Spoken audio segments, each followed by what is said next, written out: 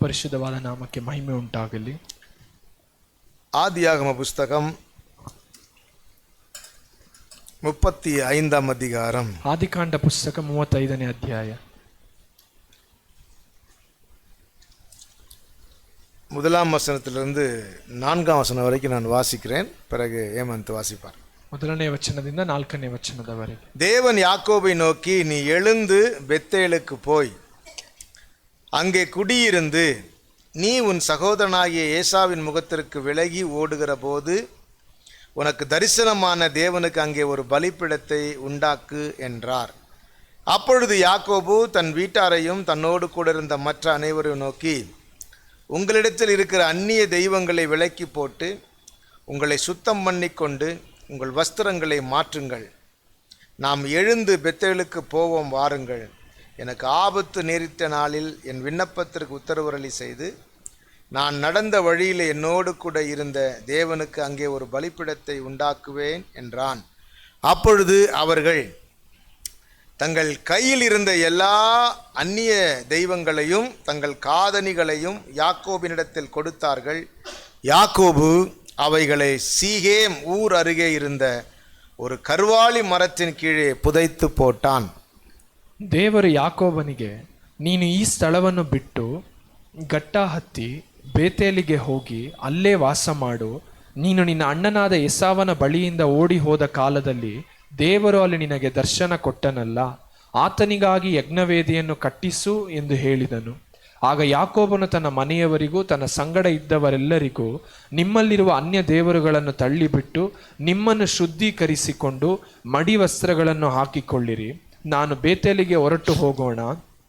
ಕಷ್ಟ ಕಾಲದಲ್ಲಿ ನನ್ನ ವಿಜ್ಞಾಪನೆಯನ್ನು ಲಾಲಿಸಿ ನಾನು ಹೋದ ಮಾರ್ಗದಲ್ಲೆಲ್ಲ ನನ್ನ ಸಂಗಡ ಇದ್ದ ದೇವರಿಗೆ ಅಲ್ಲಿ ಯಜ್ಞವೇದಿಯನ್ನು ಕಟ್ಟಿಸುತ್ತೇನೆ ಎಂದು ಹೇಳಿದನು.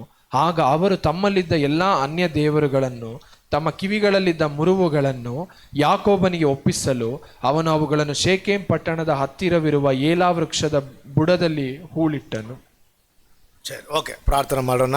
ನಾವೆಲ್ಲರೂ ಪ್ರಾರ್ಥಿಸಿ ஜெபம் பண்ணுவோம். ஆண்டவர் இந்த வசனத்தை நம்மோடு கூட பேச முடியாது. ஜெபம் பண்ணுவோம். ದೇವರ ಈ ವಾಕ್ಯದ ಮುಖಾಂತರ ನಮ್ಮೊಂದಿಗೆ ಮಾತನಾಡುವಂತೆ ನಾವು ಪ್ರಾರ್ಥಿಸುತ್ತೇವೆ. பரிசுத்த தெய்வமே, நன்றியோடு உம்மை துதிக்கிறோம். ಪರಿಶುದ್ಧನಾದಂತ ದೇವರೇ, ಕೃತಜ್ಞತೆಯಿಂದ ನಿಮ್ಮನ್ನು ಸ್ತುತಿಸುತ್ತೇವೆ. ஆண்டவரே, வார்த்தையின் மூலமா எங்களோடு பேசும். ದೇವರೇ, ವಾಕ್ಯದ ಮೂಲಕವಾಗಿ ನಮ್ಮೊಂದಿಗೆ ಮಾತನಾಡಿ. நீர் பேசினால் நீதி விளங்கும். ದೇವರೇ, ನೀವು ಮಾತನಾಡುವಾಗ ನೀತಿಯು ಪ್ರಕಟಗೊಳ್ಳುತ್ತದೆ. நீர் பேசும் பொழுது உண்மை விளங்கும். ದೇವರೇ, ನೀವು ಮಾತನಾಡುವಾಗ ಸತ್ಯವು ಪ್ರಕಟವಾಗುತ್ತದೆ. உம்முடைய வார்த்தையினாலே பெண்மான் ஈனும். ಆಂಡವರೇ, ದೇವರೇ, ನಿಮ್ಮ ವಾಕ್ಯದ ಮೂಲಕವಾಗಿ ದೇವರೇ ಹೆಣ್ಣು ಒಂದು ಚಿಂಕೆಯು ಅದು ಮರಿಯನ್ನು ಹಾಕುತ್ತದೆ ಎಂಬುದಾಗಿ ವಾಕ್ಯ ಹೇಳುತ್ತದೆ. அல்லேலூயா, ಹಲ್ಲೆಲೂಯಾ.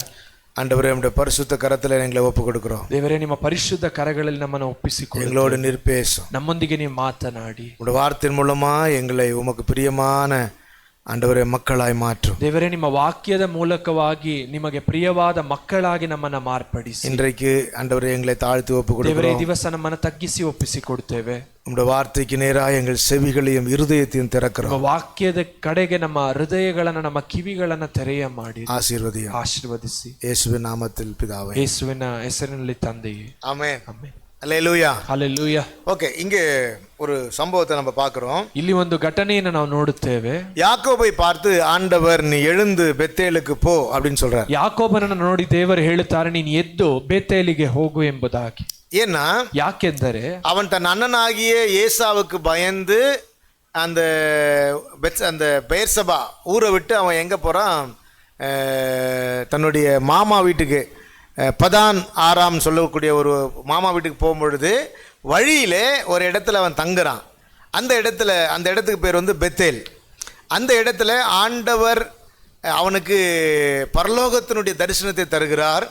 ஆகையினாலே அவன் ரொம்ப வருஷம் கழித்து, ஆல்மோஸ்ட் 20 வருஷம் மேலே கழித்து அவனுக்கு ஆண்டவர் ஞாபகப்படுத்துகிறார். என்ன ஞாபகப்படுத்துகிறாருன்னா, உன் அண்ணனுக்கு பயந்து நீ திரும்பி வரும்பொழுது ஒரு இடத்துல நான் உனக்கு தரிசனமான இல்லையா, அந்த இடத்துக்கு திரும்பி வா அப்படின்னு சொல்றார். ಅಂದ ಯಾಕೋಬನು ತನ್ನ ಅಣ್ಣನಾದಂಥ ಎಸಾವನಿಗೆ ಭಯಪಟ್ಟು ಬೇರ್ಷಬದಿಂದ ತನ್ನ ಮಾವನ ಲಾಬಾನನ ಊರಾದಂಥ ಪದಾನ್ ಅರಾಮಿಗೆ ಹೋಗುವಾಗ ಬೇತೇಲ್ ಎಂದು ಹೇಳುವಂತ ಒಂದು ಜಾಗದಲ್ಲಿ ದೇವರು ಯಾಕೋಬನಿಗೆ ದರ್ಶನವನ್ನು ಕೊಟ್ಟು, ಪರಲೋಕದ ದರ್ಶನವನ್ನು ಕೊಟ್ಟು ಯಾಕೋಬನನ್ನು ನಡೆಸುತ್ತಾರೆ. ಒಂದು 20 ವರ್ಷಗಳಾದ ನಂತರ ದೇವರು ಯಾಕೋಬನಿಗೆ ಆ ಒಂದು ಸಂಗತಿಯನ್ನು ಜ್ಞಾಪಕಕ್ಕೆ ತಂದು, ನೀನು ನಿನ್ನ ಅಣ್ಣನಾದಂಥ ಎಸಾವನಿಗೆ ಭಯಪಟ್ಟು ಓಡಿ ಹೋಗುವಾಗ ನಾನು ನಿನಗೆ ದರ್ಶನ ಕೊಟ್ಟಂತ ಬೇತೇಲ್ ಎಂಬ ಸ್ಥಳಕ್ಕೆ ನೀನು ಹೋಗು ಎಂದು ದೇವರು ಎಚ್ಚರಿಸುತ್ತಾರೆ. இந்த சம்பவத்தை உங்களுக்கு ஃபர்ஸ்ட் நான் ஞாபகப்படுத்துறேன். ಈ ಒಂದು ಘಟನೆನ ನಿಮಗೆ ಸ್ವಲ್ಪ ಅದರ ಹಿನ್ನೆಲೆಯನ್ನು ತಿಳಿಸುತ್ತೇವೆ. ஓகே, ஆக்சுவலி ஈசாக்குக்கு 2 பிள்ளைகள். ಈಸಾಕನಿಗೆ 2 ಮಕ್ಕಳು. மூத்தவன் பேரு ஏசா, இளையவன் பேரு யாக்கோபு. ಹಿರಿಯವನ ಹೆಸರು ಎಸಾವನು, ಎರಡನೆಯವನ ಹೆಸರು ಯಾಕೋಬನು. யாக்கோபு கூடாரவாசி அப்படின்னா அம்மாவுக்கு ரொம்ப பிரியமானவன். ಯಾಕೋಬನು ಮನೆಯಲ್ಲೇ ವಾಸಿಸುತ್ತಿದ್ದವನು, ತನ್ನ ತಾಯಿಗೆ ಬಹಳ ಒಂದು ಮೆಚ್ಚುಗೆಗೆ. ஏசா வந்து வேட்டைக்காரன், அப்பாவுக்கு பிரியமானவன். ಆದ್ರೆ ಏಸಾವನು ಬಂದು ಒಂದು ಬೇಟೆಗಾರನು, ತನ್ನ ತಂದೆಗೆ ಮೆಚ್ಚುಗೆಯಾದವನು. அப்போ ஏசா வந்து வேட்டையாடி அப்பாவுக்கு ருசியான மிருகங்களை அடிச்சு ருசியான பதார்த்த செஞ்சு கொடுப்பார். ಏಸಾವನು ಬಂದು ಬೇಟೆಯಾಡಿ ತನ್ನ ತಂದೆಗೆ ರುಚಿಯಾದಂತ ಒಂದು ಪದಾರ್ಥಗಳನ್ನ ಮಾಡಿ ಕೊಡುವಂತ ವ್ಯಕ್ತಿ. ஆனா யாக்கோபு அப்படி இல்ல. ಆದ್ರೆ ಯಾಕೋಬನ ಆ ರೀತಿಯಾಗಿ அவன் எப்போதும் அம்மாவுக்கு ஹெல்ப்பா இருப்பான். ಅವನು ಯಾವಾಗಲೂ ತಾಯಿಗೆ ಒಂದು ಸಹಕಾರಿಯಾಗಿ. அதனால அவன் பேர் கூடாரவாசி அப்படின்னு சொல்லுவாங்க. ಅಂದಲೇ ಅವನಿಗೆ ಹೇಳುತ್ತಾರೆ ಅವನು ಗೂಡಾರವಾಸಿ ಎಂಬುದಾಗಿ. சரிங்களா? அதுக்கப்புறம் ஏசாவுக்கு கல்யாணம் ஆச்சு. ಏಸಾವನಿಗೆ ಮದುವೆ ಆಯಿತು. ஏசா வந்து கானா ஊர் ஸ்திரீகளை கல்யாணம் பண்ணிடுவான். ಏಸಾವನು ಬಂದು ಆ ಒಂದು ಕಾನಾನ್ ದೇಶದಲ್ಲಿದ್ದಂತ ಅನ್ಯ ಸ್ತ್ರೀಗಳನ್ನ ಮದುವೆ ಆಗುತ್ತೆ. ஆனா அந்த ஸ்திரீ வந்து ஈசாக்குக்கும் ரெபேக்காலுக்கும் பிரியமா நடக்காதனால அவனுக்கு அந்த நிமித்தம் மனசு ரெபேக்காலுடைய மனசு அது நிமித்தம் வேதனையா இருக்கும். ಆದ್ರೆ ಆ ಒಂದು ಸ್ತ್ರೀಯು, ಏಸಾವನ್ನು ಮದುವೆ ಆದಂತ ಒಂದು ಸ್ತ್ರೀಯು ತನ್ನ ಒಂದು ಅತ್ತೆ ಮಾವನಾದಂತ ಈಸಾಕನ ಒಂದು ರೆಬೆಕಾಳಿಗೆ ಒಂದು ಚೆನ್ನಾಗಿ ನಡೆದುಕೊಳ್ಳದೆ ಹೋದುದರಿಂದ ಅವರಿಗೆ ಮನಸ್ಸಿಗೆ ಒಂದು ವೇದನೆ ಆಯಿತು. ಯಾರೇ? ರೆಬೆಕಾಳಿಗೆ.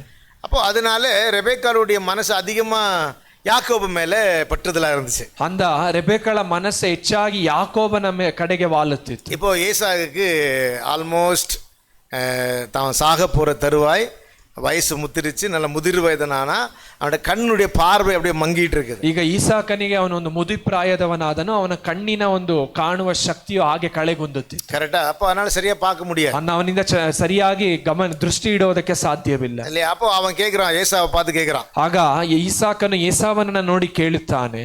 ஏசாட்ட கேட்கிறான், நான் உன்னை ஆசீர்வதிக்கும்படி எனக்கு வாய்க்கு ருசியா ஒரு மிருகத்தை அடிச்சுட்டு வந்து கொடு அப்படின்னு சொல்றான். அந்த ಈಸಾಕನು ಕೇಳುತ್ತಾನೆ, ನಾನು ನಿನ್ನನ್ನು ಆಶೀರ್ವದಿಸುವಂತೆ ನೀನು ಒಂದು ಒಳ್ಳೆಯ ಪ್ರಾಣಿಯನ್ನ ಬೇಟೆಯಾಡಿ ಒಂದು ರುಚಿಯಾದಂತ ಪದಾರ್ಥವನ್ನು ನನಗೆ ತಯಾರಿಸಿ ತೆಗೆದುಕೊಂಡು ಬಾ ಎಂಬುದಾಗಿ. அப்போ ஏசாக்கு ஒரு பெரிய சந்தோஷம். ಈಗ ಏಸಾವನಿಗೆ ಬಹಳ ದೊಡ್ಡ ಸಂತೋಷ. அப்பா என்ன ஆசீர்வதிக்க போறாரு, ನಮ್ಮ ತಂದೆ ನನ್ನನ್ನು ಆಶೀರ್ವದಿಸುತ್ತಾರೆ. ஆகினாலே அவர் வேட்டைக்கு போறார். ಅಂದ ಏಸಾವನು ಬೇಟೆಗೆ ಹೋಗುತ್ತಾನೆ. வேட்டைக்கு போய் ஒரு மிருகத்தை அடிச்சுட்டு வரார். ಬೇಟೆಗೆ ಹೋಗಿ ಒಂದು ಮೃಗವನ್ನ ಹೊಡೆದು ತರುತ್ತಾರೆ. இந்த செய்தி, இந்த நியூஸை கேட்டுக்கிட்டு இருந்த பார்த்துக்கிட்டு இருந்த ரெபேக்காலுக்கு ಯಾಕೋಬೆ ಅವರು ಆಶೀರ್ವದಿக்கிறன்னு ಆಸೆಪಟ್ಟಾங்க. ಅಂದ್ರೆ ಈ ಒಂದು ಸಂಗತಿಯನ್ನು ಕೇಳಿಸಿಕೊಂಡಂತ ರೆಬೆಕ್ಕಳಿಗೆ ತನ್ನ ಮಗನಾದಂತ ಯಾಕೋಬನನ್ನ ತನ್ನ ತಂದೆ ಆಶೀರ್ವದಿಸಬೇಕೆಂದು ಯೋಚಿಸುತ್ತಾರೆ. ஆகினாலதான் ஏசா வேட்டைக்கு போன பிறகு அவன் திரும்பி வர்றதுக்குள்ள ஈசாக்கு ரெடி பண்ணி ஈசாக்கு வந்து அந்த ஆசீர்வாதத்தை பெற்றுக்கொள்வதற்கு ரெபேக்காள் மிகவும் ಆಸೆಪಟ್ಟು ಪ್ರಯಾಸಪಟ್ಟ. அந்த ಏಸಾವನು ಬೇಟೆಯಾಡುವುದಕ್ಕೆ ಹೋಗಿದ್ದಂತ ಆ ಒಂದು ಹೋಗಿ ಬರುವಂತ ಆ ಒಂದು ಸಂದರ್ಭದಲ್ಲಿ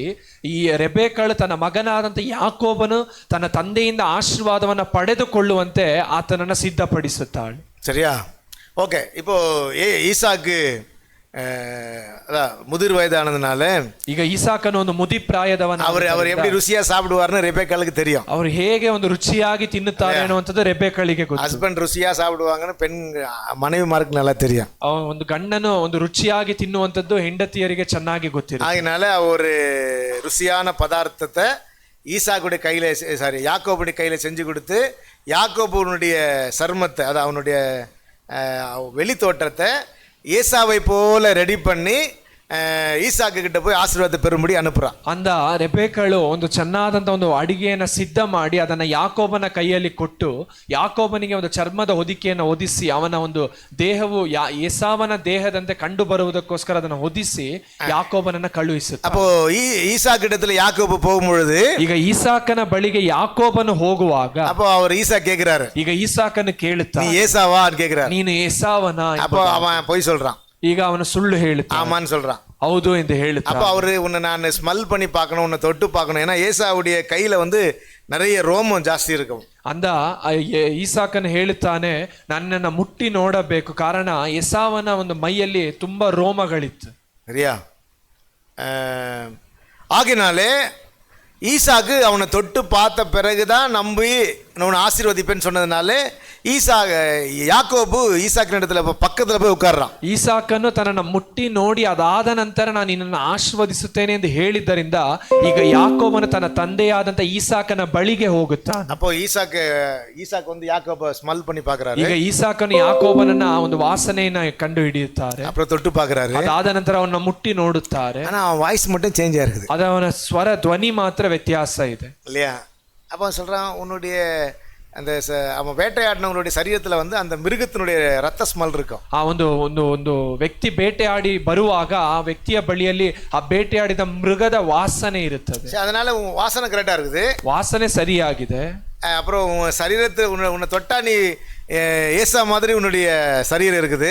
ಅವನ್ನ ಮುಟ್ಟುವಾಗ ಎಸಾವನ ರೀತಿಯಲ್ಲಿ ಅವನ ಮೈ ಮೇಲೆ ವ್ಯತ್ಯಾಸமா இருக்கு. ಆದ್ರೆ ಧ್ವನಿ ಮಾತ್ರ ವ್ಯತ್ಯಾಸವಾಗಿದೆ. இல்ல நான் தான் ஏசான்னு சொல்லிறான். ಇಲ್ಲ ಅವನು ಹೇಳ್ತಾನೆ ನಾನೇ ಎಸಾವನೇ ಎಂಬುದು. ஈசாக்கு அவன் கொண்டு வந்த அந்த ருசியான பதார்த்தத்தை சாப்பிட்டு ಅವனை ಆಶೀರ್ವದಿಸಿ. ಈಗ ಈಸಾಕನು ಯಾಕೋಬನು ತಂದಂತ ರುಚಿಯಾದ ಪದಾರ್ಥವನ್ನ ತಿಂದಿ ಯಾಕೋಬನನ್ನ ಆಶೀರ್ವದಿಸುತ್ತಾರೆ. அப்போ இதெல்லாம் நடந்து முடிஞ்ச பிறகு ஏசா மிருகத்தை அடிச்சுட்டு சமைச்சு கொண்டு வந்து ಅಪ್ಪಾட்ட கொடுக்குறான். ಇದೆಲ್ಲ ನಡೆದು ಮುಗಿದ ನಂತರ ಎಸಾವನು ಆ ಮೃಗವನ್ನ ಬೇಟೆಯಾಡಿ ಅದನ್ನ ತಂದು ತನ್ನ ತಂದೆಗೆ ಅಡಿಗೆ ಮಾಡಿ ಅದನ್ನ ಕೊಡುತ್ತಾರೆ. அப்ப அவனுக்கு தெரியுது, ಈಗ ಅವ್ರಿಗೆ ಗೊತ್ತಾಗುತ್ತೆ, ಇದಕ್ಕೆ ಮುನ್ನಾಡಿ ಯಾಕೋಬ வந்து ಅಪ್ಪವ ಏಮಾತಿ ಆಶೀರ್ವಾದ வாங்கிட்டான். ಇದಕ್ಕಿಂತ ಮುಂಚಿತವಾಗಿಯೇ ಯಾಕೋಬನು ಬಂದು ತನ್ನ ತಂದೆಯನ್ನ ಯಾಮಾರಿಸಿ ಆಶೀರ್ವಾದವನ್ನ ಪಡೆದುಕೊಂಡಿದ್ದಾನೆ. ಇದಕ್ಕೆ ಮುನ್ನಾಡಿ ஒரு முறை ஏமாத்தி இருக்கிறான்.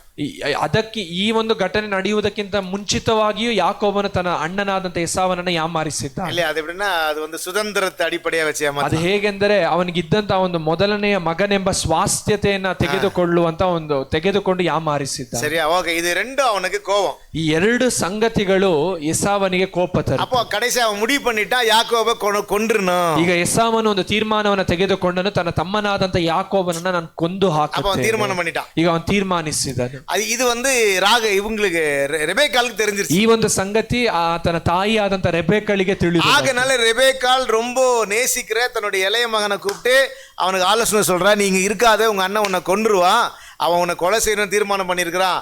ஆகினால நீ தப்பிச்சு உங்க மாமா வீடு, லாபான், அவர் பேர் தான் லாபான், ரெபேக்காவுடைய அண்ணன், அதனால உன்னுடைய மாமா வீட்டுக்கு என்ன பண்ணு, நீ பதானாராம் இருக்கிற ஒரு மாமா வீட்டுக்கு நீ போயிரு அப்படின்னு சொல்லி அவன் கையில கோலை கொடுத்து கொஞ்சம் ಆಹಾರ ತಣ್ಣೀಲ ಕೊಡುತ್ತೆ ಅನುಪ್ರಾನ್. ಈಗ ರೆಬೆಕ್ಕಳು ಬಂದು ತನ್ನ ಮಗನಾದಂತ ಯಾಕೋಬನ ಪ್ರಾಣವನ್ನ ತಪ್ಪಿಸುವಂತೆ ಆತನಿಗೆ ಹೇಳ್ತಾನೆ, ನಿನ್ನ ಅಣ್ಣನಿಗೆ ಇದು ತಿಳಿಯಿತು, ಅವನನ್ನ ಕೊಂದು ಹಾಕುತ್ತಾನೆ, ನೀನೇನ್ ಮಾಡಂದ್ರೆ ಇಲ್ಲಿಂದ ಎದ್ದು ನಿನ್ನ ಒಂದು ಮಾವ ಅಂದ್ರೆ ರೆಬೆಕ್ಕಳ ಅಣ್ಣನಾದಂತ ಲಾಬಾನನ ಮನೆಗೆ ಪದಾನ್ ಅರಾಮ್ ಎಂಬ ಊರಿಗೆ ನೀನು ಹೊರಟು ಹೋಗು ಎಂದು ಹೇಳಿ ಕೈಯಲ್ಲಿ ಕೋಲನ್ನ ಅದು ಉಳಿದ ಒಂದು ಆಹಾರ ಪದಾರ್ಥಗಳನ್ನ ಕೊಟ್ಟು ಕಳುಹಿಸುತ್ತಾಳೆ. ಸರಿಯಾ? இப்போ அவர் ಪ್ರಯಾಣಪಟ್ಟು ಪದಾಮಾರಾಂಗ್ வரும்பொழுது இடையில ஒரு இடத்துல அவன் தங்குறான். ಈಗ ಯಾಕೋಬನು ತನ್ನ ಊರಿನಿಂದ ಪದಾನ್ ಆರಾಮ್ ಎಂಬ ಒಂದು ಊರಿಗೆ ಪ್ರಯಾಣ ಮಾಡುವಂತ ಸಮಯದಲ್ಲಿ ಒಂದು ಸ್ಥಳಕ್ಕೆ ಬಂದು ವಿಶ್ರಮಿಸುತ್ತಾನೆ. ಕರೆಕ್ಟ್ ಇಲ್ಲ? ஏன்னா அப்ப ஈவினிங் ஆயிருச்சு. ಕಾರಣ ಅದೊಂದು ಸಂಜೆಯ ಸಮಯವಾದ.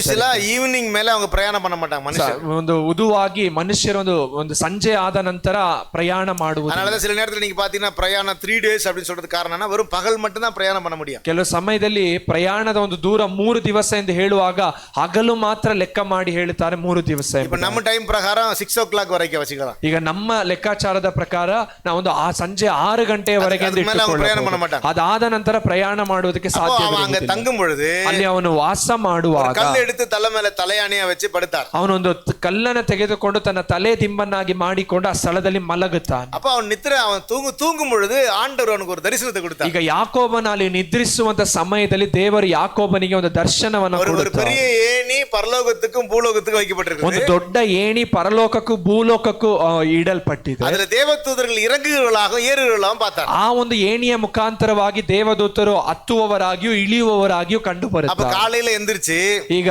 ಯಾಕೋಬನ ಮುಂಜಾನೆಯಲ್ಲಿ ಎದ್ದು ஓ இந்த இடம் வந்து தேவன் தங்கி இருக்கிற இடம், ಈ ಒಂದು ಸ್ಥಳವು ಬಂದು ದೇವರು ವಾಸ ಮಾಡುವಂತ ಸ್ಥಳ, இது தேவனை இணைக்கிற ஒரு இடம், ಇದು ದೇವರೊಂದಿಗೆ ಅನ್ಯೋನ್ಯ ಪಡಿಸುವಂತ ಒಂದು ಸ್ಥಳ, இங்க தூதர்கள் இறங்கி வந்து போற இடம், ಇಲ್ಲಿ ದೂತರುಗಳು ಇಳಿದು ಬಂದು ಹತ್ತುವಂತ ಒಂದು ಸ್ಥಳ. ஆகையால இது தேவனுடைய வீடு அப்படின்னு பேர் வைக்கிறார். ದೇವರ ಮನೆ ಎಂದು ಹೇಳಿ அந்த இடத்துக்கு ಹೆಸರಿಡುತ್ತಾರೆ. ஒரு பேர் வைக்கிறார், தேவனுடைய வீடு. ಆ ಒಂದು ಸ್ಥಳಕ್ಕೆ ಹೆಸರಿಡುತ್ತಾರೆ ದೇವರ ಮನೆ ಎಂಬುದಾಗಿ. அதான் பெத்தேல். ಅದಕ್ಕೆ ಹೆಸರೇ ಬೆತೇಲ್. அப்படின்னா பெத்தேல் ஒரு பேர் வைக்கிறார். ಬೆತೇಲ್ ಎಂಬುದಾಗಿ ಅವರು ಹೆಸರಿಡುತ್ತಾರೆ. பேர் வச்சிட்ட பிறகு ಆ ಹೆಸರನ್ನ ಇಟ್ಟ ನಂತರ ஆண்டவரோடு பேசுறார், ದೇವರ ಸಂಗಡ ಮಾತನಾಡುತ್ತಾರೆ. ஆண்டவர் வாக்குத்தத்தம் கொடுக்கிறார், ದೇವರ ಯಾಕೋಬನಿಗೆ ಒಂದು ವಾಗ್ದಾನವನ್ನ நீ ಕೊಡುತ್ತಾರೆ. போகிற இடம்லாம் அவன் கூட இருப்பேன், ನೀನು ಹೋಗುವ ಸ್ಥಳವೆಲ್ಲ ನಿನ್ನೊಂದಿಗೆ ಇರುತ್ತೆ, உன்னை ஆசீர்வதிப்பேன் ನಿನ್ನನ್ನು ಆಶೀರ್ವದಿಸುತ್ತೇನೆ ಎಂದು ದೇವರು இப்ப ಹೇಳುತ್ತಾರೆ. அவர் கிளம்பி மாமா வீட்டுக்கு வந்துட்டார். ಈಗ ಅವರು ಎದ್ದು ತನ್ನ ಮಾವನ ಊರಿಗೆ ಹೋಗುತ್ತಾರೆ. இது இடையில நடந்த சம்பவம்லாம் நீங்க வாசிக்கும் போது புரியும். ಇದಾದ ನಂತರ ನಡೆದ ಘಟನೆಗಳನ್ನ ನೀವು ಸತ್ಯವೇದ ಓದುವಾಗ ತಿಳಿಯುತ್ತದೆ. மாமா வீட்டுக்கு வந்த உடனே ತನ್ನ ಮಾವನ ಮನೆಗೆ ಬಂದ ನಂತರ அங்க வந்து ஈசாக்கு ராகேலை ரொம்ப நேசிக்கிறார். ಅಲ್ಲಿ ಈ ಯಾಕೋಬನು ತನ್ನ ಮಾವನ ಮಗಳಾದಂತ ರಾಹೇಲನ್ನ ಪ್ರೀತಿಸುತ್ತಾನೆ. ஆமா, யாக்கோபு ராகேலை ரொம்ப நேசிக்கிறார். ಯಾಕೋಬನು ರಾಹೇಲನ್ನ ಪ್ರೀತಿಸುತ್ತಾನೆ. அப்போ ராகேலுக்காக அந்த இடத்துல வேலை செய்ய ஒத்துக்கிறார். ಅವನು ಆ ಸ್ಥಳದಲ್ಲಿ ರಾಹೇಲನ್ನ ಮದುವೆ ಆಗುವುದಕ್ಕೋಸ್ಕರ ಕೆಲಸ ಮಾಡುವುದಕ್ಕೆ ಒಪ್ಪಿಕೊಳ್ಳುತ್ತಾನೆ. ஆனா அந்த ஊர் முறை பிரகாரம் மூத்த மகளை தராம இளைய மகளை திருமணம் பண்ணி கொடுக்க மாட்டாங்க. ಆದ್ರೆ ಆ ಒಂದು ಸ್ಥಳದ ಸಂಪ್ರದಾಯದ ಪ್ರಕಾರ ಹಿರಿಯ ಮಗಳನ್ನ ಕೊಡದೆ ಕಿರಿಯ ಮಗಳಿಗೆ ಮದುವೆಯನ್ನ ಮಾಡುವುದಿಲ್ಲ. ஆகையினாலே யாக்கோபுக்கு 2 மனைவி, அப்படின்னா மூத்த மகளையும் தராங்க, பிறகு இளைய மகளை தராங்க. இது எல்லாமே சேர்த்து ஆல்மோஸ்ட் 20 வருஷம் அந்த இடத்துல அவர் வேலை செய்யறார். ಅದಾದ ನಂತರ ಯಾಕೋಬನಿಗೆ ಹಿರಿಯ ಮಗಳನ್ನ ಕಿರಿಯ ಮಗಳನ್ನ ಇಬ್ಬರನ್ನ ಮದುವೆ ಮಾಡಿ ಕೊಡುತ್ತಾರೆ. ಒಟ್ಟಾರೆಯಾಗಿ 20 ವರ್ಷ ತನ್ನ ಮಾವನ ಊರಿನಲ್ಲಿ ಯಾಕೋಬನ ಕೆಲಸ ಮಾಡುತ್ತಾರೆ. 20 வருஷம் நான் வேலை செஞ்சேன்னு சொல்றாரு. 20 ವರ್ಷ ನಾನು ಕೆಲಸ ಮಾಡಿದ್ದೇನೆ ಎಂದು ಯಾಕೋಬನು ಹೇಳುತ್ತಾನೆ. Okay, hallelujah. ಹಲ್ಲೆಲೂಯಾ. அப்போ 20 வருஷம் வேலை செஞ்சு 20 ವರ್ಷಗಳ ಕಾಲ ಕೆಲಸ ಮಾಡಿ வேலைக்காரர்கள் மந்தை, ஆட்டு மந்தை இதெல்லாம் நல்லா சம்பாரிச்சு ஒரு பெரிய 2 பெரிய பரிவாரத்தோட இருக்கிறார். ಅಂದ ಒಂದು ಕೆಲಸಗಾರರನ್ನ ಇಲ್ಲಿದ್ದಂತ ಪಶು ಪ್ರಾಣಿಗಳನ್ನ ಸಂಪಾದಿಸಿ ಒಂದು ದೊಡ್ಡ ಪರಿವಾರದೊಂದಿಗೆ ಯಾಕೋಬನಿದ್ದ. இப்போ ஆண்டவர் பேசுறார், ಈಗ ದೇವರು ಮಾತನಾಡುತ್ತಾರೆ, திரும்ப போ ನೀನು ಹಿಂತಿರುಗಿ ನಿನ್ನ ಊರಿಗೆ ಹೋಗು, தகப்பனுடைய வீட்டுக்கு போன்னு சொல்றார். ನಿನ್ನ ತಂದೆಯ ಮನೆಗೆ ನೀನು ಹಿಂತಿರುಗಿ ಹೋಗು ಎಂಬುದಾಗಿ தீர்மானம் பண்ணி புறப்பட்டு வரார். ಈಗ ಅವರು ತೀರ್ಮಾನಿಸಿ ಹೊರಟು ಬರುತ್ತಾರೆ. அவர் புறப்பட்டு வரும்பொழுது ಹೊರಟು ಬರುವಾಗ வழியில ஒரு நியூஸ் கேள்விப்படுறார். ಮಾರ್ಗದಲ್ಲಿ ಒಂದು ಸುದ್ದಿಯನ್ನ உங்க அண்ணன் 400 பேரோடு கூட உன்னை எதிர்த்து வரான். ನಿನ್ನ ಅಣ್ಣನಾದಂತ ಎಸಾವನ 400 ಮಂದಿಯೊಂದಿಗೆ ನಿನ್ನನ್ನು ಎದುರಿಸುವುದಕ್ಕಾಗಿ ಬರುತ್ತಿದ್ದ. எதிர்த்து வரான தமிழ்ல வந்து உன்னை சந்திக்கிறதுக்கு வரான்னு அர்த்தம். ಅದರ ಅರ್ಥ ಏನಂದ್ರೆ ನಿನ್ನನ್ನ ಭೇಟಿ ಆಗುವುದಕ್ಕೋಸ್ಕರ ಬರುತ್ತಿದ್ದಾನೆ ಎಂಬುದು. ವಿರೋಧமா வரல, ಅವನಿಗೆ ವಿರುದ್ಧವಾಗಿ ಬರಲಿಲ್ಲ. ಇವನಿಗೆ ஒரு பயம். ಆದ್ರೆ ಯಾಕೋಬನ ಮನಸ್ಸಿನಲ್ಲಿ ಒಂದು ಭಯ. ஏன்னா அவன் சொன்னா, ஏசா சொல்லியிருக்கிறான், ಯಾಕಂದ್ರೆ ಎಸಾವನು ಹೇಳಿದ್ದ, நீ ஊரு விட்டு போயிட்டியா, ನೀನು ಊರನ್ನ ಬಿಟ್ಟು ಹೋಗಿದ್ದೀಯಾ, அப்பா சாவுக்கு நீ திரும்பಿ வருவல்ல, ನೀನ್ ಅಪ್ಪನ ಸಾಯುವಾಗ ನೀನು ಹಿಂತಿರುಗಿ அப்பா அவனை கொலை செய்யற அப்படி தீர்மானம் பண்ணியிருந்தான். ಆಗ ನಿನ್ನನ್ನು ಕೊಲೆ ಮಾಡುತ್ತೇನೆ ಅನ್ನುವಂತ ತೀರ್ಮಾನ. இந்த பயம் அவனுக்குள்ள இருந்தது. ಈ ಒಂದು ಭಯ ಯಾಕೋಬನೊಳಗಿತ್ತು. ஆகையினாலே ಆದ್ದರಿಂದ வழியில ಮಾರ್ಗದಲ್ಲಿ யாக்கோபு ஆண்டவரிடத்துல ஜெபம் பண்ண ஆரம்பிச்சான். ಯಾಕೋಬನು ದೇವರ ಬಳಿಯಲ್ಲಿ ಪ್ರಾರ್ಥಿಸುವುದಕ್ಕೆ ಪ್ರಾರಂಭಿಸಿದ. ஆண்டவரே, எனக்கு நீங்க வாக்கு பண்ணீங்களே, ದೇವರೇ ನನಗೆ ನೀವು ವಾಗ್ದಾನ ಮಾಡಿದ್ದೀರಲ್ಲ, கண்ணுக்கு எனக்கு தயவு கிடைக்க செய்யும், ಅಣ್ಣನ ಕಣ್ಣಿನಲ್ಲಿ ನನಗೆ ದಯೆ ದೊರಕುವಂತೆ ಮಾಡಿ. அந்த இடத்துல ஒரு சம்பவம் நடக்குது. ಆಗ ಆ ಸ್ಥಳದಲ್ಲಿ ಒಂದು ಘಟನೆ ನಡೆಯುತ್ತೆ. அது என்ன சம்பவம்னா, ಆ ಘಟನೆ ಏನೆಂದರೆ, ஒரு இடத்தை பார்க்கறான், அந்த இடத்துல தேவனுடைய சேனைகள் சேர்ந்திருக்காங்க. ಒಂದು ಸ್ಥಳವನ್ನು ನೋಡುತ್ತಾನೆ, ಆ ಸ್ಥಳದಲ್ಲಿ ದೇವರ ಸೈನ್ಯವು ಸೇರಿರುತ್ತದೆ. அவன் 16 இருந்து இது தன்னுடைய தகப்பனாகி ஈசாக்கு இருக்கிற இடத்துக்கு போகும்பொழுது வழியில ஒரு இடத்தை சந்திக்கிறான். அந்த இடத்துல தேவ தூதர்கள் தங்கி இருக்கிறாங்க. அந்த ಯಾಕೋಬನು ತನ್ನ ಮಾವನ ಊರಾದಂತ ಪದಾನ್ ಅರಾಮಿನಿಂದ ತನ್ನ ತಂದೆಯ ಊರಿಗೆ ಹೋಗುವಂತ ಒಂದು ಮಾರ್ಗ ಮಧ್ಯದಲ್ಲಿ ದೇವರ ಸೈನ್ಯವು ಕೂಡಿದ್ದಂತ ಒಂದು ಸ್ಥಳವನ್ನ ಕಾಣುತ್ತಾನೆ. வாசியம் பார்க்கலாம். 32வது ஆதியாகமம் 32ஆம் அதிகாரத்துல 1ஆம் வசனம் 2ஆம் வசனம். ಆದಿಕಾಂಡ ಪುಸ್ತಕ 32ನೇ ಅಧ್ಯಾಯದ ಮೊದಲೆರಡು ವಚನ. ಯಾಕೋಬನು ಮುಂದೆ ಪ್ರಯಾಣ ಮಾಡಲು ದೇವದೂತರು ಅವನೆದುರಿಗೆ ಬಂದರು. ಅವನು ಅವರನ್ನು ನೋಡಿದಾಗ ಅದು ದೇವರ ಪಾಳೆಯ ಎಂದು ಹೇಳಿ ಆ ಸ್ಥಳಕ್ಕೆ ಮಹನಯಿಮ್ ಎಂದು ಹೆಸರಿಟ್ಟನು. அந்த தேவனுடைய சேனையை பார்த்தோன்னே அவருக்கு பேர் வைக்கிறான், ಮಗ್ನಹೀಮ್. ಆ ಒಂದು ದೇವರ ಸೈನ್ಯವನ್ನ ಸ್ಥಳದಲ್ಲಿ ನೋಡಿ ಆ ಸ್ಥಳಕ್ಕೆ ಒಂದು ಹೆಸರಿಡುತ್ತಾನೆ. ಆ ಸ್ಥಳದ ಹೆಸರು ಮಹನಯಿಮ್. அப்ப மெஹனாயிம் என்ற வார்த்தைக்கு என்ன பொருள்னா, தேவனுடைய சேனை இருக்கிற இடம். அந்த ಮಹನಯಿಮ್ ಅನ್ನುವಂತ ಪದಕ್ಕೆ ಅರ್ಥ ಏನೆಂದರೆ ದೇವರ ಸೈನ್ಯವು ಇರುವಂತ ಸ್ಥಳ. அப்ப அவனுக்கு ஒரு தைரியம் வந்துருச்சு. ಈಗ ಯಾಕೋಬನಿಗೆ ಒಂದು ಧೈರ್ಯ ಬಂತು. இந்த இடத்துல கடவுள் இருக்கிறாரு, ಈ ಸ್ಥಳದಲ್ಲಿ ದೇವರಿದ್ದಾರೆ, ஏன்னா தேவ சேனை இங்க இருக்குது, ಕಾರಣ ದೇವರ ಸೈನ್ಯವು ಇಲ್ಲಿದೆ. நம்ம ஆண்டவரோடு கூட ஜெபம் பண்ணுவோம், ನಾವು ದೇವರ ಸಂಗಡ ಪ್ರಾರ್ಥಿಸೋಣ, ஆண்டவரோடு போராடுவோம், ನಾವು ದೇವರೊಂದಿಗೆ ಹೋರಾಡೋಣ, என்ன தப்புவிக்க சொல்லி போராடுவோம், ನಮ್ಮನ್ನ ತಪ್ಪಿಸುವುದಕ್ಕಾಗಿ ಹೋರಾಡೋಣ. ஆகையினாலே அவர் என்ன செய்யறாரு, தன்னுடைய குடும்பத்தை இந்த கரையில வச்சுட்டு ஒரு அக்கறைக்கு போய் தேவனோடு கூட போராடி ஜெபிக்கிறார். ತನ್ನ ಕುಟುಂಬವನ್ನ ಈ ಒಂದು ದಡದಲ್ಲಿ ಇಟ್ಟು ಇನ್ನೊಂದು ದಡಕ್ಕೆ ಹೋಗಿ ದೇವರೊಂದಿಗೆ ಹೋರಾಡಿ அப்ப ಪ್ರಾರ್ಥಿಸುತ್ತಾನೆ. ஆண்டவரோடு கூட போராடி ದೇವರ ಸಂಗಡ ಹೋರಾಡಿ ஆசீர்வாதத்தை பெறுகிறார். ಆಶೀರ್ವಾದವನ್ನ ಪಡೆದುಕೊಳ್ಳುತ್ತಾನೆ. அப்பதான் ஆண்டவர் அவன் பேரை மாத்துறார். ಆಗಲೇ ದೇವರು ಯಾಕೋಬನ ಹೆಸರನ್ನ ಬದಲಾಯಿಸುತ್ತಾನೆ. உன் பேர் என்ன? ನಿನ್ನ ಹೆಸರೇನು? என் பேரு யாக்கோபு. ಅವನು ಹೇಳುತ್ತಾನೆ, ನನ್ನ ಹೆಸರು இனிமேல் ಯಾಕೋಬ. உன் பேர் யாக்கோபு ಇನ್ನು இல்லாமல் ಮುಂದೆ ನಿನ್ನ ಹೆಸರು ಯಾಕೋಬನೆಂದಿರದೆ பேர் இஸ்ரவேல். ನಿನ್ನ ಹೆಸರು ಇಸ್ರಾಯೇಲ ಎಂದು ಇರುತ್ತದೆ. அப்படின்னா யாக்கோபுன்ற வார்த்தைக்கு பேரில் எத்தன், ஏமாற்றுகிறவன். ಯಾಕೋಬನು ಅನ್ನುವಂತ ಪದಕ್ಕೆ ಅರ್ಥವು ಬಂದು ಯಾಮಾರಿಸುವವನು. கரெக்டா?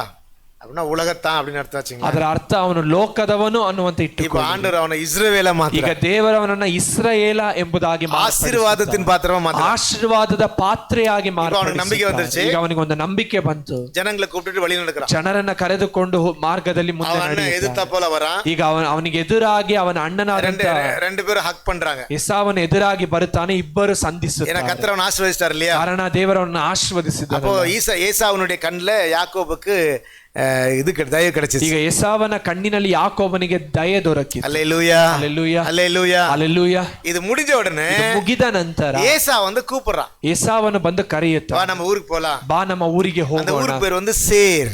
ಆ ಊರಿಗೆ ಹೆಸರು ಬಂದು ಸೇರ್. அப்படின்னா சேயீர் அப்படி சொல்லுவாங்க. ಆ ಒಂದು ಊರಿಗೆ ಹೆಸರು ಬಂದು ಸೇರ್. அந்த சேயீர்ல தான் அவங்க அப்பா தங்கி ಆ இருக்கிறாரு. ಸೇರಲ್ಲಿ ಅವರ ತಂದೆ அப்பா ವಾಸವಾಗಿದ್ದರು. ஊரு. ಅದೇ ತಂದೆಯ வா ಊರು. நம்ம அங்க போலாம். ಈಗ ನಾವು ಅಲ್ಲಿ ಹೋಗೋಣ ಬಾ ಎಂದು ಕರೆಯುತ್ತಾರೆ. அப்போ இவன் தன்னுடைய அண்ணனுக்கு சொல்றான், நான் வர முடியாது, ஏன்னா எல்லாம் சின்ன பிள்ளைங்களா இருக்கிறாங்க. ரெண்டாவது என்கிட்ட இருக்கிற ஆடு மாடு இதெல்லாம் வந்து இப்போதான் என்ன சொல்றது, தமிழ் சொல்லணும்னா கன்று ஈன்று இருக்கு அப்படின்னு சொல்லுவாங்க. அப்படின்னா குட்டி போட்ட மாடுகள்லாம் இருக்குது. இந்த கறவல் மாடுகளை நம்ம ஃபாஸ்ட்டாக நடத்தினா ஒரே நாளில் செத்துடும். அவர் சொல்கிறார், ஒரு நாளில் இறந்துருமா ஃபாஸ்ட்டாக நடத்தினா. ஹரியை நடத்தக்கூடாது, ரொம்ப ஸ்லோவாக நடத்துனா, நீ இப்போ பின்னாடி நான் வாரேன் அப்படின்னு சொல்கிறேன். அந்த ಯಾಕೋಬನು ಹೇಳ್ತಾನೆ ತನ್ನ ಅಣ್ಣನಿಗೆ, ನನಗಿರುವಂಥದ್ದೆಲ್ಲ ಬಹಳ ಚಿಕ್ಕ ಮಕ್ಕಳಿದ್ದಾರೆ, ಅದರ ಸಂಗಡ ಒಂದು ಕರುವನ್ನು ಹಾಕಿರುವಂತ ಒಂದು ಹಸುಗಳೆಲ್ಲ ಇದೆ, ಅದನ್ನ ವೇಗವಾಗಿ ನಡೆಸಿಕೊಂಡು ಬರುವುದಕ್ಕೆ ಸಾಧ್ಯವಿಲ್ಲ, ನೀನು ಹೋಗು, ನಾನು ಹಿಂದೆ ಬರುತ್ತೇನೆ ಎಂಬುದಾಗಿ ಹೇಳುತ್ತಾನೆ. ಕರೆಕ್ಟಾ? ಓಕೆ, ಇದು ஞாபகம் ಇದನ್ನ ಜ್ಞಾಪಕದಲ್ಲಿಟ್ಟುಕೊಳ್ಳಿ. இப்போ ஏசா பிரிஞ்சு சேயீர் போயிட்டான். ಈಗ ಏಸಾವನು ಯಾಕೋಬನಿಂದ ಅಗಲಿ ಸೇಯೀರ್ ಪ್ರದೇಶಕ್ಕೆ இப்போ 35 அதிகாரம் 1ஆம் வசனத்தில் கர்த்தர் பேசுறார். ಈಗ 35ನೇ ಅಧ್ಯಾಯದ 1ನೇ ವಚನದಲ್ಲಿ ಕರ್ತನು ಯಾಕೋಬನ ಸಂಗಡ ಮಾತನಾಡುತ್ತಾನೆ. அல்லேலூயா, ಹಲ್ಲೆಲೂಯಾ. யாக்கோபே, ಯಾಕೋಬನೇ, ನೀನು நான் உன்னை வழியிலே சந்தித்த இடமாகிய பெத்தேலுக்கு போ அப்படின்னு சொல்றான். ಮಾರ್ಗ ಮಧ್ಯದಲ್ಲಿ ನಾನು ನಿನ್ನ ಸಂದರ್ಶಿಸಿದ ಸ್ಥಳವಾದಂತ ಬೇತೇಲಿಗೆ ಎದ್ದು ಹೋಗು. சரியா? ஓகே, சரி, ஓகே. இதுக்கு இடையில ஒரு சம்பவம் நடக்கும். அந்த சம்பவம் நான் சொல்ல வந்துட்டேன், கவனிங்க. இதுக்கு இடையில அவன் வந்து சேக்கீம் அப்படின்ற ஒரு இடத்துக்கு வருவான். ಇದರ ಮಧ್ಯದಲ್ಲಿ ಯಾಕೋಬನು ಶೆಕೆಮ್ ಎಂದು ಹೇಳುವಂತ ಒಂದು ಸ್ಥಳಕ್ಕೆ ஏசா பிரிஞ்சு போன உடனே ಎಸಾವನು ಅಗಲಿ ಹೋದ ನಂತರ அவன் பிரயாணப்பட்டு வரும்பொழுது, ಯಾಕೋಬನು ಸೇಯೀರ್ ಪ್ರದೇಶಕ್ಕೆ ಪ್ರಯಾಣ ಮಾಡಿ ಬರುವಾಗ செக்கேம் என்ற ஒரு இடத்துல தங்குவான். ಶೆಕೆಮ್ ಎಂದು ಹೇಳುವಂತ ಒಂದು ದೇಶಕ್ಕೆ அந்த ಬಂದ. செக்கேம் என்ற இடத்துல ஒரு சம்பவம் நடக்கும். ಆ ಶೆಕೆಮ್ ಅನ್ನುವಂತ ಪ್ರದೇಶದಲ್ಲಿ ಒಂದು ಘಟನೆ அது என்ன ನಡೆಯುತ್ತದೆ. சம்பவம்னா, ಆ ಘಟನೆ ಏನೆಂದರೆ லேயாளுடைய கடைசி குழந்தை, கடைசி குழந்தை வந்து ஒரு பெண் பிள்ளை. அப்படின்னா ಹೆಣ್ಮಗಳು, ಅವಳ பேர் வந்து ದೀನಾ. ಲೇಯಳ ಮಗಳಾದಂತ, ಅಂದ್ರೆ ಯಾಕೋಬನ ಪತ್ನಿಯಾದಂತ ಲೇಯಳ ಕೊನೆಯ ಮಗಳ ಹೆಸರು ಬಂದು ದೀನಳು ಎಂಬುದಾಗಿ. அப்ப அவ வந்து ஒரு யூத்தா இருக்கும் பொழுது, ಅವಳು ಒಂದು ಯೌವನಸ್ಥಳಾಗಿರುವಾಗ அந்த ಸಿಕ್ಕೇமை சுத்தி பார்க்க போவா. ಆ ಶೇಕೆಮ್ ಪ್ರದೇಶವನ್ನ ಸುತ್ತಿ ತಿರುಗಾಡುವುದಕ್ಕೆ ಹೋಗುತ್ತಾಳೆ. தனியா போவாதான் ಬೈಬಲ್ சொல்லுது. தனியா போயிருக்காங்க, ಪ್ರತ್ಯೇಕವಾಗಿ, ಅಂದ್ರೆ ಅವಳು ಒಬ್ಬಂಟಿಗಳಾಗಿ ಹೋಗಿದ್ದಾಳೆ ಅನ್ನುವಂಥದ್ದನ್ನ ನಾವು அப்போ அந்த செக்கீம் தேசத்தினுடைய ஆக்சுவலா அது வந்து அவங்க வந்து யாருன்னா ஹிட்டைட்ஸ் அப்படின்னு சொல்லுவாங்க. அவங்க வந்து ஹேவியர் அப்படின்ற ஒரு சந்ததி. ಆ ಒಂದು ಶೆಕೆಮ್ ಪ್ರದೇಶದಲ್ಲಿ ಇರುವಂತವ್ರನ್ನ ಹಿತ್ತಿಯರು ಅಥವಾ ನೇತನಿಯರು ಎಂದು ಹೇಳುತ್ತಾರೆ. ಅವರು ಬಹಳ ಎತ್ತರವಾದಂತ ವ್ಯಕ್ತಿಗಳು. ஓகே, அவங்க அந்த நாட்டு ராஜாவுனுடைய மகன் பிரபு, அவனுக்கு வந்து இவளை பிடிச்சதுனால இவளை கல்யாணம் பண்றதுக்கு அவன் ஆசைப்படுவான். ಈಗ ಶೇಕೆಂ ಪ್ರದೇಶದಂತ ಅರಸನ ಮಗನು ಈಕೆಯನ್ನು ನೋಡಿ ಈಕೆಯನ್ನು ಮದುವೆ ಆಗುವುದಕ್ಕೆ ಬಯಸುತ್ತಾನೆ. ஓகே, அப்போ அதுக்கு முன்னாடி கேட்கறதுக்கு முன்னாடி இவன் மேல ரொம்ப ಇಷ್ಟಪಟ್ಟಿರುவான். ಆ ಒಂದು ಮದುವೆಯ ಕಾರ್ಯವನ್ನು ಕೇಳುವುದಕ್ಕಿಂತ ಮುಂಚಿತವಾಗಿ ಆತನ ಈಕೆಯನ್ನು ಇಷ್ಟಪಟ್ಟಿರುತ್ತಾನೆ. அப்போ யாக்கோபனுடைய பிள்ளைகளுக்கு இந்த காரியம் இஷ்டம் இருக்காது. ಆದ್ರೆ ಯಾಕೋಬನ ಮಕ್ಕಳಿಗೆ ಸಂಗತಿ ಇಷ್ಟ ಇಲ್ಲ. அதனால அவங்க ஒரு தந்திரம் செய்வாங்க. ಅಂದಲೇ ಅವರೊಂದು ಕುತಂತ್ರವನ್ನ ಮಾಡುತ್ತಾರೆ. தந்திரம் செய்து அந்த செக்கேம் தேசத்தில் இருக்கிற ஆண் மக்கள் எல்லாரையும் கொலை செஞ்சிருவாங்க. ಅವರೊಂದು ಕುತಂತ್ರವನ್ನ ಮಾಡಿ ಆ ಶೆಕೆಂ ಪ್ರದೇಶದಲ್ಲಿದ್ದಂತ ಎಲ್ಲ ಗಂಡಸರನ್ನ ಕೊಂದು ಹಾಕುತ್ತಾರೆ. ಅದು சொன்ன ரொம்ப ಲೇಟ್ ಆಗ ಅದனால ಫಾಸ್ಟ್ ಆಗಿ ಆ ಒಂದು ಸಂಗತಿಯನ್ನ ಬಿಡಿಸಿ ಹೇಳಿದ್ರೆ ಸಮಯ ಆಗುತ್ತೆ. ಅದನ್ನ ವೇಗವಾಗಿ கொலை செஞ்ச பிறகு ಅವರೆಲ್ಲರನ್ನ ಕೊಂದು ಹಾಕಿದ அந்த தேசத்துல இருந்த பொருட்களை கொள்ளடிப்பாங்க. ಆ ದೇಶದಲ್ಲಿ ಇದ್ದಂತ ಒಂದು ವಸ್ತುಗಳನ್ನ ಅವರು ಕಸಿದುಕೊಳ್ಳುತ್ತಾರೆ. ಓಕೆ, ಇದು ஞாபகம் வச்சுக்கிடுங்க. ಇದು ಎರಡನ್ನ ಜ್ಞಾಪಕದಲ್ಲಿ ಇಟ್ಟುಕೊಳ್ಳಿ. கொள்ளடிப்பாங்க. ಅದನ್ನ ಅಲ್ಲಿ ಇದ್ದಂತ ಅವರು ಕೊಳ್ಳೆಯಾಗಿ இது ತೆಗೆದುಕೊಳ್ಳುತ್ತಾರೆ. நடந்த பிறகு ಇದಾದ ನಂತರ ஆண்டவர் யாக்கோபோடு பேசுவாரு.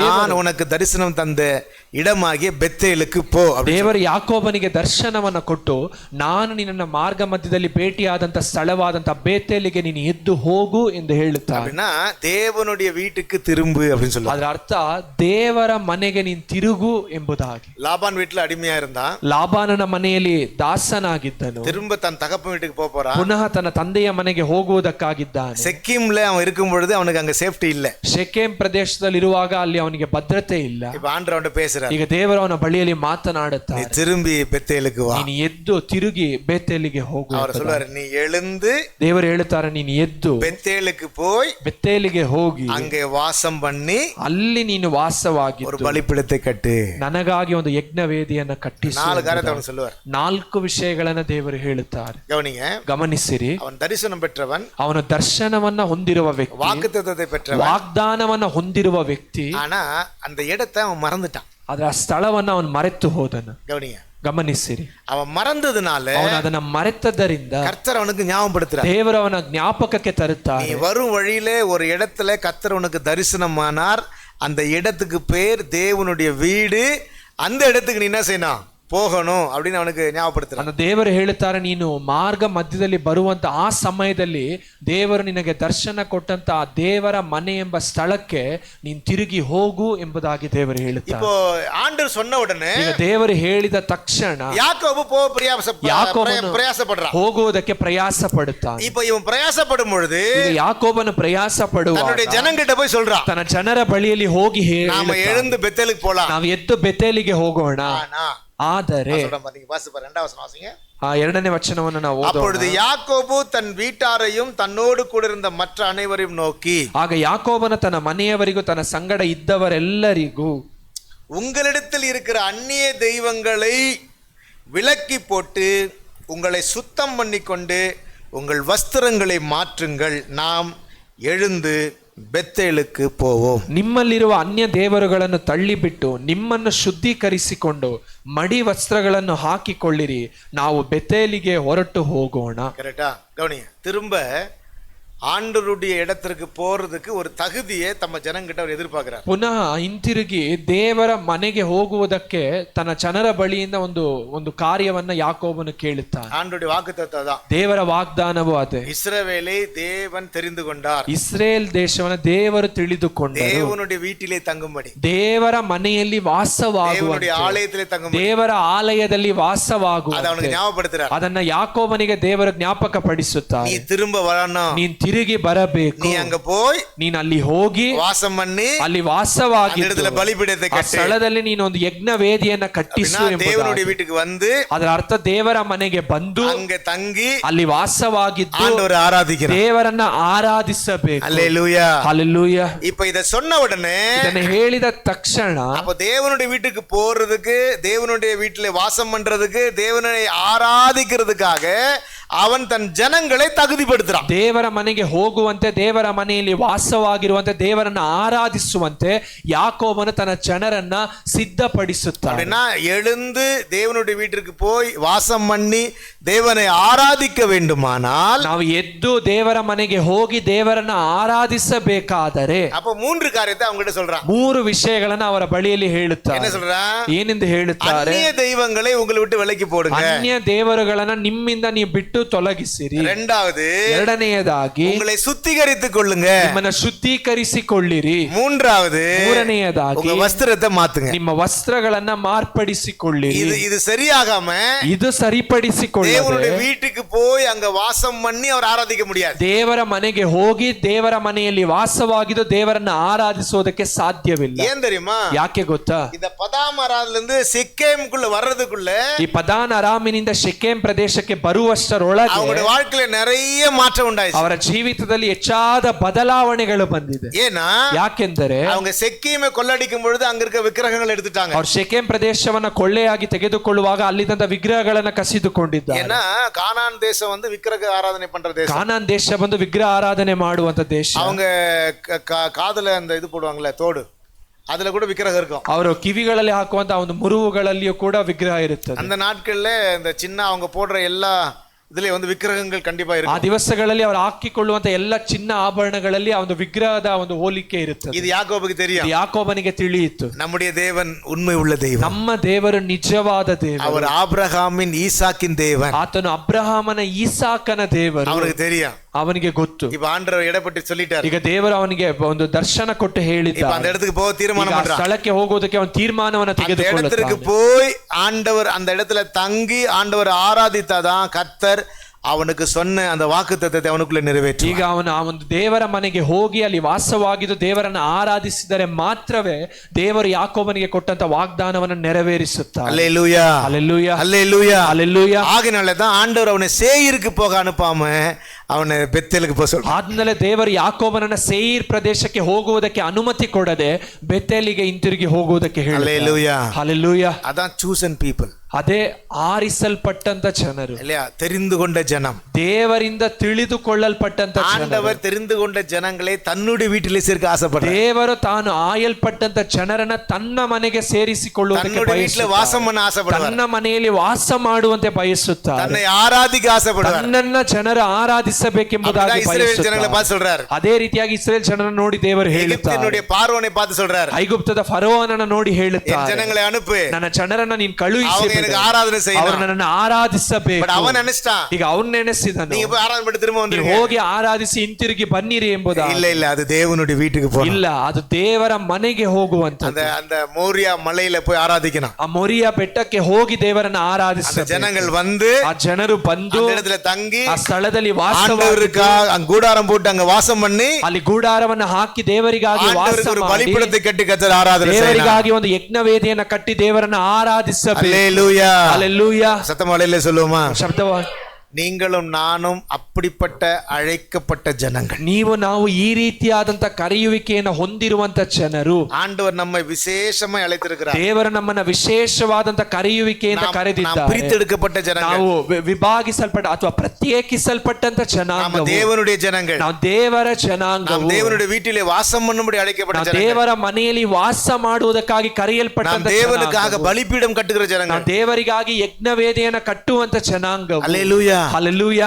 ஆகையால தான் நமக்கும் உலகத்துக்கும் சம்பந்தம் இல்லைன்னு பைபிள் சொல்லுது. ಆಮೇಲೆ ಸತ್ಯವೇದ ಹೇಳ್ತದೆ ನಮಗೂ ಲೋಕಕ್ಕೂ ಸಂಬಂಧವಿಲ್ಲ ಎಂಬುದಾಗಿ. தேவன் நம்மை பிரித்தெடுத்தார். ದೇವರು ನಮ್ಮನ್ನ ಪ್ರತ್ಯೇಕಿಸಿ அவருடைய ஸ்தலத்திலே நம்மை கொண்டு போகும்படி. ಆತನ ಸ್ಥಳದಲ್ಲಿ ನಮ್ಮನ್ನ ಸೇರಿಸುವ. பரலோகத்திற்கு மாதிரியா இருக்கிறது தான் இங்க நம்ம கூடி ஆராதிக்கிற ஸ்தலம். ಪರಲೋಕಕ್ಕೆ ಮಾದರಿಯಾಗಿರುವಂತದ್ದು ಇಲ್ಲಿ ನೀವು ನಾವು ಕೂಡಿ ದೇವರನ್ನ ಆರಾಧಿಸುವ. அல்லேலூயா, ಹಲ್ಲೆಲೂಯಾ. ஏன்னா அங்க மாதிரியா இருக்கிறதா நம்ம இங்க நிறைவேற்றோம். ಕಾರಣ ಅಲ್ಲಿ ನಿಜವಾಗಿರುವಂತದನ್ನ ಇಲ್ಲಿ ನಾವು ನೆರವೇರಿಸುವವರು. அல்லேலூயா, ಹಲ್ಲೆಲೂಯಾ. ஆகையால தான் ஆண்டவர் நம்மளை இப்படி ஜெபம் பண்ண சொன்னார். ಆಮೇಲೆ ದೇವರು ನಮಗೆ ಈ ರೀತಿಯಾಗಿ ಪ್ರಾರ್ಥಿಸುವುದಕ್ಕೆ பரலோகத்திலே உள்ள சித்தம் செய்யப்படுவது போல ಪರಲೋಕದಲ್ಲಿ ನಿಮ್ಮ ಚಿತ್ತವು ನೆರವೇರುವಂತೆ பூமியிலும் செய்யப்படுவதாக. ಭೂಮಿಯಲ್ಲಿಯೂ ನೆರವೇರಲಿ. அல்லேலூயா, ಹಲ್ಲೆಲೂಯಾ, அல்லேலூயா. ಹಲ್ಲೆಲೂಯಾ. யாக்கோபை திரும்ப ஆண்டவர் தேவனுடைய வீட்டிற்கு வந்து தங்கி ஆண்டவரை ஆராதிக்கும்படி அவனுக்கு ஞாபகப்படுத்துறார். அந்த ಯಾಕೋಬನನ್ನ ತಿರುಗಿ ದೇವರ ಮನೆಗೆ ಬಂದು ವಾಸವಾಗಿದ್ದು ದೇವರನ್ನ ಆರಾಧಿಸುವಂತೆ ದೇವರು ಯಾಕೋಬನನ್ನ ಜ್ಞಾಪಕ ಪಡಿಸುತ್ತಾರೆ. ஆனா ಆದರೆ யாக்கோபு என்ன செய்யணும்? ಯಾಕೋಬನ ಏನು ಮಾಡಬೇಕು? அந்நிய தெய்வங்களை விலக்கி ಅನ್ಯ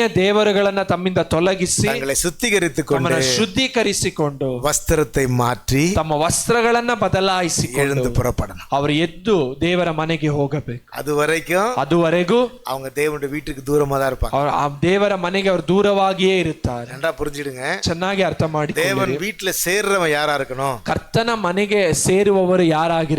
அவர்கள் அந்நிய காரியங்கள் விளக்கப்பட்டிருக்கிறார். ಅವರು ಅನ್ಯ ಕಾರ್ಯಗಳಿಂದ ದೂರ ಉಳಿದವರಾಗಿರಬೇಕು. இரண்டாவது அவங்க சுத்திகரிக்கப்பட்டிருக்கிறார். ಎರಡನೆಯದಾಗಿ ಅವರು ಶುದ್ಧೀಕರಿಸಲ್ಪಟ್ಟಿರಬೇಕು. மூன்றாவது அவங்க வஸ்திரம் மாறி இருக்கு. ಮೂರನೆಯದಾಗಿ ಅವರ ವಸ್ತ್ರವು ಬದಲಾಗಿರಬೇಕು. இது மூன்று சரியான உடனே ಇದು ಮೂರು ಸರಿಯಾದ ನಂತರ ஆண்டவர் சொல்றாரு, வாங்க நம்ம எழுந்து பெத்தேலுக்கு போவோம் சொல்றாரு. ದೇವರು ಹೇಳ್ತಾರೆ, ಬನ್ನಿ ನಾವು ಎದ್ದು ಬೆತೇಲಿಗೆ ಹೊರಟು ಹೋಗೋಣ. ನಾಲ್ಕನೆಯ ವಚನವನ್ನು ನಾವು ಓದುವಾಗ அவங்களோட obedient எப்படி இருக்கு பாருங்களேன். ಅವರ ವಿಧೇಯತೆ ಹೇಗಿದೆ ಗಮನಿಸಿರಿ. அப்பொழுது அவர்கள் தங்கள் கைகளில் இருந்த எல்லா அந்நிய தெய்வங்களையும் தங்கள் காதணிகளையும் ಯಾಕೋಬನಿடத்திலே கொடுத்தார்கள். ಆಗ ಅವರು ತಮ್ಮಲ್ಲಿದ್ದ ಎಲ್ಲಾ ಅನ್ಯ ದೇವರುಗಳನ್ನು ತಮ್ಮ ಕಿವಿಗಳಲ್ಲಿದ್ದ ಮುರುವುಗಳನ್ನು ಯಾಕೋಬನಿಗೆ ಒಪ್ಪಿಸಲು. சரியா? அப்போ எந்திரிச்சு போகணும், தேவ வீட்டுக்கு திரும்ப போகணும், ஆண்டவருடைய வீட்டில் வாசம் பண்ணணும், ஆண்டவரை ஆராதிக்கணும்னா என்ன செய்யணும்? ಅಂದ ನಾವು ಎದ್ದು ದೇವರ ಮನೆಗೆ ಹಿಂತಿರುಗಿ ಹೋಗಬೇಕು, ದೇವರ ಮನೆಯಲ್ಲಿ ವಾಸವಾಗಿರಬೇಕು, ದೇವರನ್ನ ಆರಾಧಿಸಬೇಕೆಂದ್ರೆ ನಾವು ಏನು ಮಾಡಬೇಕು? ಏನು ಮಾಡಬೇಕು? ಸರಿ, ಕಾದಣಿಗಳನ್ನ ಯಾರು ಕಲ್ಟಿ ಕೊಡ್ತಿರಪ್ಪ? ಅಂದ ಕಿವಿಗಳಲ್ಲಿದ್ದ ಒಂದು ಮುರುವುಗಳನ್ನ ಯಾರು ತೆಗೆದುಕೊಟ್ಟಿರಬಹುದು? ಯಾರು ಕೊಟ್ಟಿರುವ? பெண்கள் தானே ಕೊಟ್ಟಿருப்பாங்க. ಹೆಣ್ಣು ಮಕ್ಕಳು ತಾನೇ ಕೊಟ್ಟಿರುತ್ತಾರೆ. உங்க காதெல்லாம் இல்லை, நான் பார்க்குறேன், இல்லை. Very good. சரியா? இட் இஸ் நாட் லிட்டரலி ಕಾದಲ ಪೊಟ್ಟ ಜುವೆಲ್ಸ್ ಇಲ್ಲ. ಈ ಒಂದು ವಾಕ್ಯದ ಅರ್ಥವು ಆ ಒಂದು ಬರೆಯಲ್ಪಟ್ಟಂತೆ ಒಂದು ಕಿವಿಗಳಲ್ಲಿ ಹಾಕಿಕೊಳ್ಳುವಂತ ಆಭರಣವಲ್ಲ. ಅದರಲ್ಲಿ ಒಂದು ವಿಗ್ರಹ ಇದು இருந்துச்சு. ಅದರಲ್ಲಿ ವಿಗ್ರಹದ ಒಂದು ಅಚ್ಚೆ இருந்துச்சு. ಆ ಒಂದು ಅಚ್ಚೆ ಇತ್ತು. சரியா? அதுக்கப்புறம் அவங்க என்ன பண்ணாங்க, கொள்ளையடிச்ச இந்த சீகேம்ல இருந்து தெய்வங்கள், அங்க அவங்க நிறைய போட்டோஸ்லாம் வச்சிருப்பாங்க. அவங்களாம் ரட்சிக்கப்படாத ஜனங்கள், அவங்க கடவுளை அறியாதவங்க இல்லையா, அதனால அந்நிய தெய்வங்களும் வணங்கியிருப்பாங்க. அது எல்லாமே இவங்க கொள்ளடிச்சு வந்தாங்க. அது எல்லாமே தங்கத்திலையும் வெள்ளியிலையும் இருந்துச்சு. அந்த ಶೆಕೆಮ್ ಪ್ರದೇಶದಲ್ಲಿದ್ದಂತ ಅವರು ಆ ಜನರು ಆರಾಧಿಸಿದ ಅನ್ಯ ದೇವರುಗಳನ್ನ, ಚಿನ್ನ ಬೆಳ್ಳಿಯಲ್ಲಿ ಮಾಡಲ್ಪಟ್ಟಂತ ದೇವರುಗಳನ್ನ ಇವರು ಕೊಳ್ಳೆಯಾಗಿ ತಂದದರಿಂದ ಅದು ಇವರ ಸಂಗಡ. அதே போல லாபான் எப்படின்னா, பதானாராம்ல இருந்த தன்னுடைய மாமா வீட்டுல இருந்து வரும்பொழுது என்ன பண்ணாங்க, அவ என்ன பண்ணா, ராகேல் என்ன பண்ணா, ವಿಗ್ರಹತೆ ಎಡ್ತಿಟ್ಟು ಹೊಂಟ. ಅಂದ ಅದೇ ರೀತಿಯಾಗಿ ಪದಾನ್ ಅರಾಮಿನಿಂದ ತನ್ನ ತಂದೆಯ ಮನೆಯಾದಂತ ಲಾಬಾನನ ಮನೆಯಿಂದ ರಾಹೇಲ್ ಬರುವಾಗ ಆಕೆಯು ಕೂಡ ಆ ವಿಗ್ರಹವನ್ನ ತೆಗೆದುಕೊಂಡು ಬಂದಿರುತ್ತಾಳೆ. அப்போ இந்த விக்கிரகத்தையும் இந்த விக்கிரகத்துக்குரிய காரியங்களையும் வைத்திருக்கிறவர்கள் தேவனுடைய வீட்டுக்கு வந்து ஆண்டவரை ஆராதிக்க தகுதியற்றவர்கள். ವಿಗ್ರಹದ ಕಾರ್ಯಗಳನ್ನ ಇಟ್ಟುಕೊಂಡಿರುವಂತ ಜನರು ದೇವರ ಮನೆಗೆ ಬಂದು ದೇವರನ್ನ ಆರಾಧಿಸುವುದಕ್ಕೆ ಯೋಗ್ಯರಲ್ಲ. அப்படி ஆராதிக்கலாம், ಆ ರೀತಿಯಾಗಿ ಆರಾಧಿಸಬಹುದು. ಆದರೂ அவங்க ஆண்டவருக்குள்ள வீட்டுக்குள்ள வர முடியாது. ಅವರು ದೇವರ ಮನೆಯೊಳಗೆ ಬರುವುದಕ್ಕೆ ಸಾಧ್ಯವಿಲ್ಲ. ஆண்டவருடைய வீட்டுல வாசம் பண்ண முடியாது. ದೇವರ ಮನೆಯಲ್ಲಿ ವಾಸ ಮಾಡುವುದಕ್ಕೆ ಸಾಧ್ಯವಿಲ್ಲ. புரியுதா உங்களுக்கு? ಅರ್ಥವಾಗ್ತಿದೆಯಾ? வெளி ಜನங்களும் கடவுளை நம்புறாங்க. ಹೊರಗಡೆ ಇರುವಂತ ಜನರು ದೇವರನ್ನ ನಂಬುತ್ತಾರೆ. ஆனா அவங்க ஆண்டவரை ஏற்றுக்கொள்ளல. ಆದ್ರೆ ಅವರು ದೇವರನ್ನ ಸ್ವೀಕರಿಸಿಕೊಂಡಿಲ್ಲ. ஆண்டவர் நம்புறாங்களா இல்லையா? ದೇವರನ್ನ ನಂಬುತ್ತಾರಾ ಇಲ್ಲ? அவங்க இயேசுசாமியை நம்புறாங்க. ಅವರು ಯೇಸು ಸ್ವಾಮಿಯನ್ನು ನಂಬುತ್ತಾರೆ. பிரேயர் கூப்பிட்டா வராங்க. ಪ್ರಾರ್ಥನೆಗೆ ಕರೆದರೆ ಬರುತ್ತಾರೆ. ஆண்டவரை துதிக்கிறாங்க. ದೇವರನ್ನ ಸ್ತುತಿಸುತ್ತಾರೆ. ஆனா அவங்க ஆண்டவருடைய வீட்டுக்குள்ள வர முடியாது. ದೇವರ ಮನೆಯೊಳಗೆ ಬರುವುದಕ್ಕೆ ಸಾಧ್ಯವಿಲ್ಲ. தேவனுடைய வீடாய் அவங்க அத சேர்க்கப்பட முடியாது. ಅವರು ದೇವರ ಮನೆಯಾಗಿ ಸೇರಿಸಿಕೊಳ್ಳಲ್ಪಡುವುದಕ್ಕೆ ಸಾಧ್ಯವಿಲ್ಲ. தேவனோடு வாசம் பண்ண முடியாது. ದೇವರೊಂದಿಗೆ ವಾಸ ಮಾಡುವುದಕ್ಕೆ ಸಾಧ್ಯವಿಲ್ಲ. இது நடக்கணும்னா, ಇದು ನಡೆಯಬೇಕಾದರೆ அந்த ஜனத்தை அவன் சுத்திகரித்து ஆக வேண்டும். ಆ ಜನರನ್ನ ಅವರು ಶುದ್ಧೀಕರಿಸಲೇಬೇಕು. அப்ப யாக்கோபுக்கு தெரிஞ்சிருச்சு. ಈಗ ಯಾಕೋಬನಿಗೆ ತಿಳಿಯಿತು, தேவனுடைய வீட்டுக்கு போணும், ದೇವರ ಮನೆಗೆ ಹೋಗಬೇಕು. ஆனா தகுதி என்ன? ಆದ್ರೆ ಯೋಗ್ಯತೆ ಏನು? இந்த மூன்று தகுதி சொல்றார். ಆ ಮೂರು ಯೋಗ್ಯವಾದ ಕಾರ್ಯಗಳನ್ನು ಹೇಳುತ್ತಾರೆ. அந்நிய தெய்வத்தை விலக்கணும், ಅನ್ಯ ದೇವರುಗಳನ್ನು ತೊಲಗಿಸಬೇಕು. ಎರಡನೆಯದಾಗಿ உங்களை சுத்தம் பண்ணணும், ನಿಮ್ಮನ್ನು ನೀವು ಶುದ್ಧೀಕರಿಸಿಕೊಳ್ಳಬೇಕು. ಮೂರನೆಯದಾಗಿ ವಸ್ತ್ರத்தை ಮಾತணும், ನಿಮ್ಮ ವಸ್ತ್ರಗಳನ್ನ ಬದಲಾಯಿಸಿಕೊಳ್ಳಬೇಕು. அப்பதான் ಆಗಲೇ நாம தேவ வீட்டுக்கு போவோம். ನಾವು ದೇವರ ಮನೆಗೆ ಹೋಗುವುದಕ್ಕೆ ಸಾಧ್ಯ. விசுவாசி ಒಂದು ನಂಬಿಗಸ್ತನು தேவனுடைய வீட்டிலே வாசம் பண்ணுகிறான். ದೇವರ ಮನೆಯಲ್ಲಿ ವಾಸ ಮಾಡುವವನು. எங்க இருக்கு அந்த வசனம்? ಆ ವಾಕ್ಯ ಎಲ್ಲಿದೆ? வாசிங்க. தீமோத்தேயு நிருபத்திலே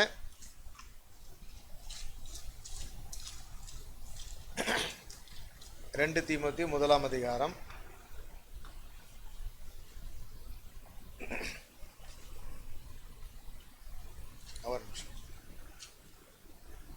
3ஆம் அதிகாரம் 1 தீமோத்தேயு 3ஆம் அதிகாரம் 15ஆம் வசனம்.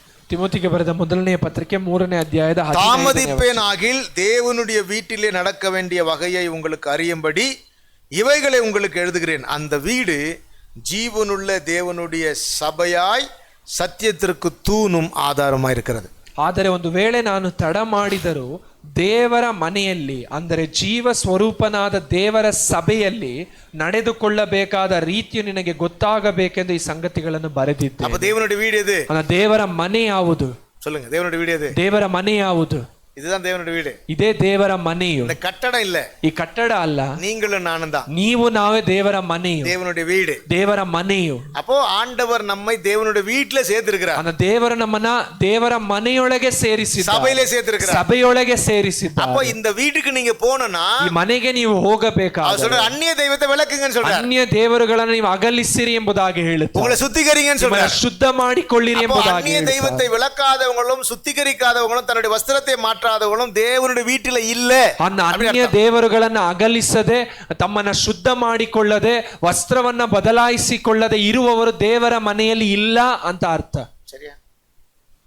ஆனா இவங்க எல்லாத்தையும் எடுத்து கொடுத்தாங்க. ಅದು ಅಲ್ಲಿದ್ದಂತ ಜನರು ತಮ್ಮ ಬಳಿಯಲ್ಲಿದ್ದಂತ ಎಲ್ಲವನ್ನ ಒಪ್ಪಿಸಿಕೊಟ್ಟರು. யாக்கோபு அது எல்லாத்தையும் ஒரு மரத்தின் கீழே, கர்வாலி மரத்தின் கீழே புதைச்சி அதை இது பண்ணிட்டு தான் ஜனங்களை சுத்திகரித்து அவர் ವಸ್ತ್ರத்தை மாற்றி தான் அவர்களை ಬೆತ್ತೇಲಿಗೆ ಕೊಟ್ಟ. ಯಾಕೋಬನು ಆ ಜನರು ಕೊಟ್ಟಂತ ಎಲ್ಲಾ ಒಂದು ವಿಗ್ರಹಗಳನ್ನು ತೆಗೆದುಕೊಂಡು ಏಲಾ ವೃಕ್ಷದ ಮರದ ಕೆಳಗೆ ಅದನ್ನ ಹೂಣಿಟ್ಟು ಅದ ಜನರನ್ನ ಶುದ್ಧಪಡಿಸಿ ವಸ್ತ್ರ ಬದಲಾಯಿಸಿ ಅದಾದ ನಂತರ ದೇವರ ಮನೆಗೆ ಕರೆದುಕೊಂಡು ಹೋಗುತ್ತಾರೆ. வேதத்துல ஒரு வசனம் இருக்குது, ಗಮನಿಸಿರಿ. ಸತ್ಯವೇದದಲ್ಲಿ ಒಂದು ವಾಕ್ಯ ಇದೆ, தேவனுடைய ஆலயத்திற்கு போய் வருகிற துன்மார்க்கனையும் நான் கண்டேன் அப்படி வசனம் இருக்குது. ವಾಕ್ಯ ಹೇಳುತ್ತದೆ, ದೇವರ ಆಲಯಕ್ಕೆ ಹೋಗಿ ಬರುವಂತ ದುಷ್ಟನನ್ನು ನಾನು ನೋಡಿದ್ದೇನೆ ಎಂಬುದಾಗಿ. சரியா? அப்போ ஆண்டவருடைய வீட்டிற்கு வரக்கூடிய நாம் தேவனால் அங்கீகரிக்கப்படணும். ದೇವರ ಮನೆಗೆ ಬರುವಂತ ನಾವು ದೇವರಿಂದ ಅಂಗೀಕರಿಸಿಕೊಳ್ಳಲ್ಪಡಬೇಕು. தேவனுடைய வீட்டிலே ஒரு அங்கமாய் சேர்க்கப்படணும். ದೇವರ ಮನೆಯಲ್ಲಿ ಒಂದು ಅಂಗವಾಗಿ ಸೇರಿಸಿಕೊಳ್ಳಲ್ಪಡಬೇಕು. அதுதான் தேவனுடைய வீட்டில வாசம் பண்ணுகிறது அர்த்தம். ಅದೇ ದೇವರ ಮನೆಯಲ್ಲಿ ವಾಸ ಮಾಡುವುದು ಅನ್ನುವುದರ ಅರ್ಥ. நம்ம எப்போதும் இங்க தங்கி இருக்கிறது கிடையாது. ಅದರ ಅರ್ಥ ನಾವು ಯಾವಾಗಲೂ ಇಲ್ಲಿ ವಾಸ ಮಾಡುವುದರ ಕುರಿತಾಗಿ. ஆனா ஆதி அப்போஸ்தலர்கள் அப்படி இருந்தாங்க. ಆದ್ರೆ ಆದಿ ಅಪೊಸ್ತಲರು ಆ ರೀತಿಯಾಗಿ. ஆனா அப்போ சபை பரவாம இருந்துச்சு. ಆಗ ಸಭೆಯು ಹರಡದೇ ಇತ್ತು. கர்த்தர் நான் சொன்னாரு, கர்த்தர் வந்து சபையை சிதறடித்து ஜனங்களை சுவிசேஷம் சொல்றதுக்காக சிதறடித்து உலகம் எங்கும் சுவிசேஷத்தை பிரசಂಗ ದೇವರು ಸುವಾರ್ತೆಯನ್ನು ಲೋಕದೆಲ್ಲೆಡೆ ಪ್ರಕಟಿಸುವುದಕ್ಕೋಸ್ಕರ ಸಭೆಯನ್ನು ಚದುರಿಸಿ ಜನರನ್ನ ಹೊರಡಿಸಿದ. ஆதி நாட்கள்ல எல்லாம் தங்களுடைய சொத்து வீடு என்னென்ன இருக்கு எல்லாத்தையும் வித்துட்டு கொண்டு வந்து அப்போஸ்தலருடைய பாதத்துல வச்சு ஒரே குடும்பமா ಎವ್ರಿ ಮಿನಿಟ್ಸ್ ಎವ್ರಿ ಟೈಮ್ಸ್ ஒரே வீடா அவங்க வாழ்ந்துட்டு இருந்தாங்க. ಆದಿ ದಿವಸಗಳಲ್ಲಿ ಜನರು ತಮಗಿದ್ದ ಎಲ್ಲವನ್ನ ಮಾರಿ ಆ ಹಣವನ್ನ ತಂದು ಅಪೊಸ್ತಲರ ಪಾದದಲ್ಲಿಟ್ಟು ಎಲ್ಲರೂ ಒಂದೇ ಕುಟುಂಬವಾಗಿ ಒಂದೇ ಸ್ಥಳದಲ್ಲಿ ವಾಸ ಮಾಡುತ್ತಿದ್ದರು. ಡೈಲಿ ಸಭೆಯಲ್ಲಿ அந்த கூட்டத்தில் சபையில வந்து பிரசங்கம் பண்ணப்பட்டது. ಅನುದಿನವೂ ಸಭೆಯಲ್ಲಿ ಬೋಧನೆ உபதேசம் பண்ணப்பட்டது. ಉಪದೇಶ எல்லாரும் ஒரே குடும்பமா இருந்தாங்க. ಎಲ್ಲರೂ ಒಂದೇ ಕುಟುಂಬವಾಗಿದ್ದರು. யாருக்கும் உயர்வில்லை, யாருக்கும் தாழ்வில்லை. ಸತ್ಯವೇದ ಹೇಳುತ್ತದೆ, ಯಾರು ಮೇಲೆ ಕೆಳಗೆ ಎಂಬ ಮನೋಭಾವನೆ ಇಲ್ಲ. ಎಲ್ಲ ಸಮನಿಲೆ ಪ್ರಮಾಣದಲ್ಲಿ இருந்தாங்க. ಎಲ್ಲರೂ ಒಂದು ಸಮವಾದಂತ ಒಂದು ಪ್ರಮಾಣದಲ್ಲಿ ஒரೇ குடும்பமா இருந்தாங்க. ಎಲ್ಲರೂ ಒಂದೇ ಕುಟುಂಬವಾಗಿದ್ದರು. சபை வளராது. ಆದ್ರೆ ಸಭೆ ಬೆಳೆಯುವುದಿಲ್ಲ. அதனால தான் தேவன் என்ன பண்ணாருன்னா இந்த சபையை சிதறடித்து உலகமெங்கும் சுவிசேஷம் ಅಂದ್ರೆ ದೇವರು ಸಭೆಯನ್ನು ಚದುರಿಸಿ ಲೋಕದೆಲ್ಲೆಡೆ ಸುವಾರ್ತೆ ತಲುಪುವಂತೆ ಮಾಡಿದರು. இப்ப கடவுள் நமக்கு சொல்லி கொடுக்கிறாரு, ದೇವರು ನಮಗೆ ತಿಳಿಸಿಕೊಡುತ್ತಾರೆ. உங்களுக்கு தனியா ஒரு வீடு இருக்குதா? ನಿಮಗೆ ಪ್ರತ್ಯೇಕವಾಗಿ ಒಂದೊಂದು ಮನೆ ಇದೆಯಾ? ಅದು ಅನಿತ್ಯமா தங்கக்கூடிய இடம். ಅದು ಅನಿತ್ಯವಾಗಿ ವಾಸ ಮಾಡುವ ಸ್ಥಳ.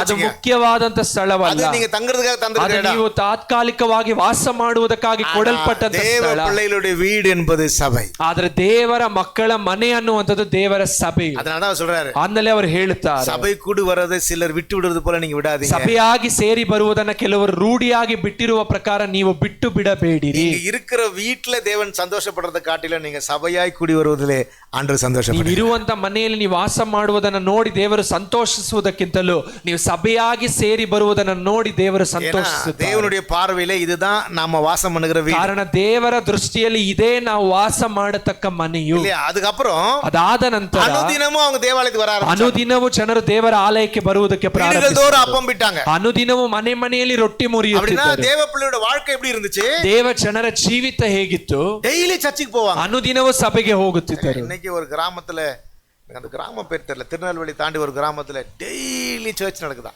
ಈ ದಿವಸ ಒಂದು ತಿರುನೆಲ್ವೇಲಿ ಅನ್ನುವಂತ ಒಂದು ಪಟ್ಟಣವನ್ನು ದಾಟಿ ಇರುವಂತ ಒಂದು ಗ್ರಾಮದಲ್ಲಿ ಅನುದಿನವೂ ಸಭೆ ನಡೆಯುತ್ತದೆ. 6 o'clock 6 ಗಂಟೆಗೆ 6 to 7 ಎವ್ರಿ ಡೇ ಪ್ರೇಯರ್. 6 ರಿಂದ 7ರವರೆಗೆ ಅನುದಿನವೂ ಪ್ರಾರ್ಥನೆ ಚರ್ಚ್ ನಡೆಯುತ್ತದೆ, ಸಭೆ ನಡೆಯುತ್ತದೆ. Hallelujah hallelujah. அவங்க எல்லாரும் ಚರ್ಚಿಗೆ போயிட்டு தான் வேலைக்கு போவாங்க. ಅವರೆಲ್ಲರೂ ಸಭೆಗೆ ಹೋಗಿ ಕೆಲಸಕ್ಕೆ அப்ப ಹೋಗುತ್ತಾರೆ. அவன் மைண்ட் எப்படி இருக்கும்? ಆಗ ಅವರ ಮನಸ್ಸು ಹೇಗಿರುತ್ತದೆ? என் வீடு சபை, ನಮ್ಮ ಮನೆಯ ಸಭೆಯು, என் வீடு தேவ ஆலயம், ನಮ್ಮ ಮನೆಯು ದೇವರ ಆಲಯ, கர்த்தர் அங்கே என்ன வச்சிருக்கிறாரு. ದೇವರನ್ನ ಅಲ್ಲಿ ಇಟ್ಟಿದ್ದಾರೆ. ஏன்னா பரலோக ராஜ்யத்துக்கு எடுத்துக்கொள்ளப்படுகிறது சபைதான். ಕಾರಣ ಪರಲೋಕ ರಾಜ್ಯಕ್ಕೆ ಎತ್ತುಕೊಳ್ಳಲ್ಪಡುವಂತದ್ದು ಸಭೆಯೇ. அல்லேலூயா, ಹಲ್ಲೆಲೂಯಾ, அல்லேலூயா, ಹಲ್ಲೆಲೂಯಾ. இது உங்களுடைய வீடு, ಇದು ನಿಮ್ಮ ಮನೆಯು, இது தேவனுடைய வீடு. ಇದು ದೇವರ ಮನೆಯು. ஆண்டவர் இங்க தான் நம்ம அழைச்சிருக்காரு. ದೇವರು ಇಲ್ಲಿಯೇ ನಮ್ಮನ್ನ இங்க ಕರೆದಿದ್ದಾರೆ. நம்ம வாசம் பண்ணுகிறோம். ಇಲ್ಲಿ ನಾವು ವಾಸ இங்க ಮಾಡುತ್ತೇವೆ. தேவனுக்கு பலிபீடத்தை கட்டி அவரை ஆராதிக்கிறோம். ಇಲ್ಲಿ ದೇವರಿಗೆ ನಾವು ಒಂದು ಯಜ್ಞವೇದಿಯನ್ನ ಕಟ್ಟಿ ದೇವರನ್ನ ಆರಾಧಿಸುತ್ತೇವೆ. அல்லேலூயா, ಹಲ್ಲೆಲೂಯಾ. அப்ப இந்த காரியத்தை அவனுக்கு போதிக்கிறார், ಅಂದ್ರೆ ಈ ವಿಷಯವನ್ನ ಅವರಿಗೆ அவனுக்கு ಬೋಧಿಸುತ್ತಾರೆ, ஞாபகப்படுத்துறார். ಅವರಿಗೆ ಜ್ಞಾಪಕಕ್ಕೆ அப்ப ತರುತ್ತಾರೆ. ஜனங்களை அவன் சித்தப்படுத்துறான். ಈಗ ಜನರನ್ನ ಅವ್ರು ಸಿದ್ಧ அவர் சொல்றார், ಮಾಡುತ್ತಾರೆ. தெய்வத்தை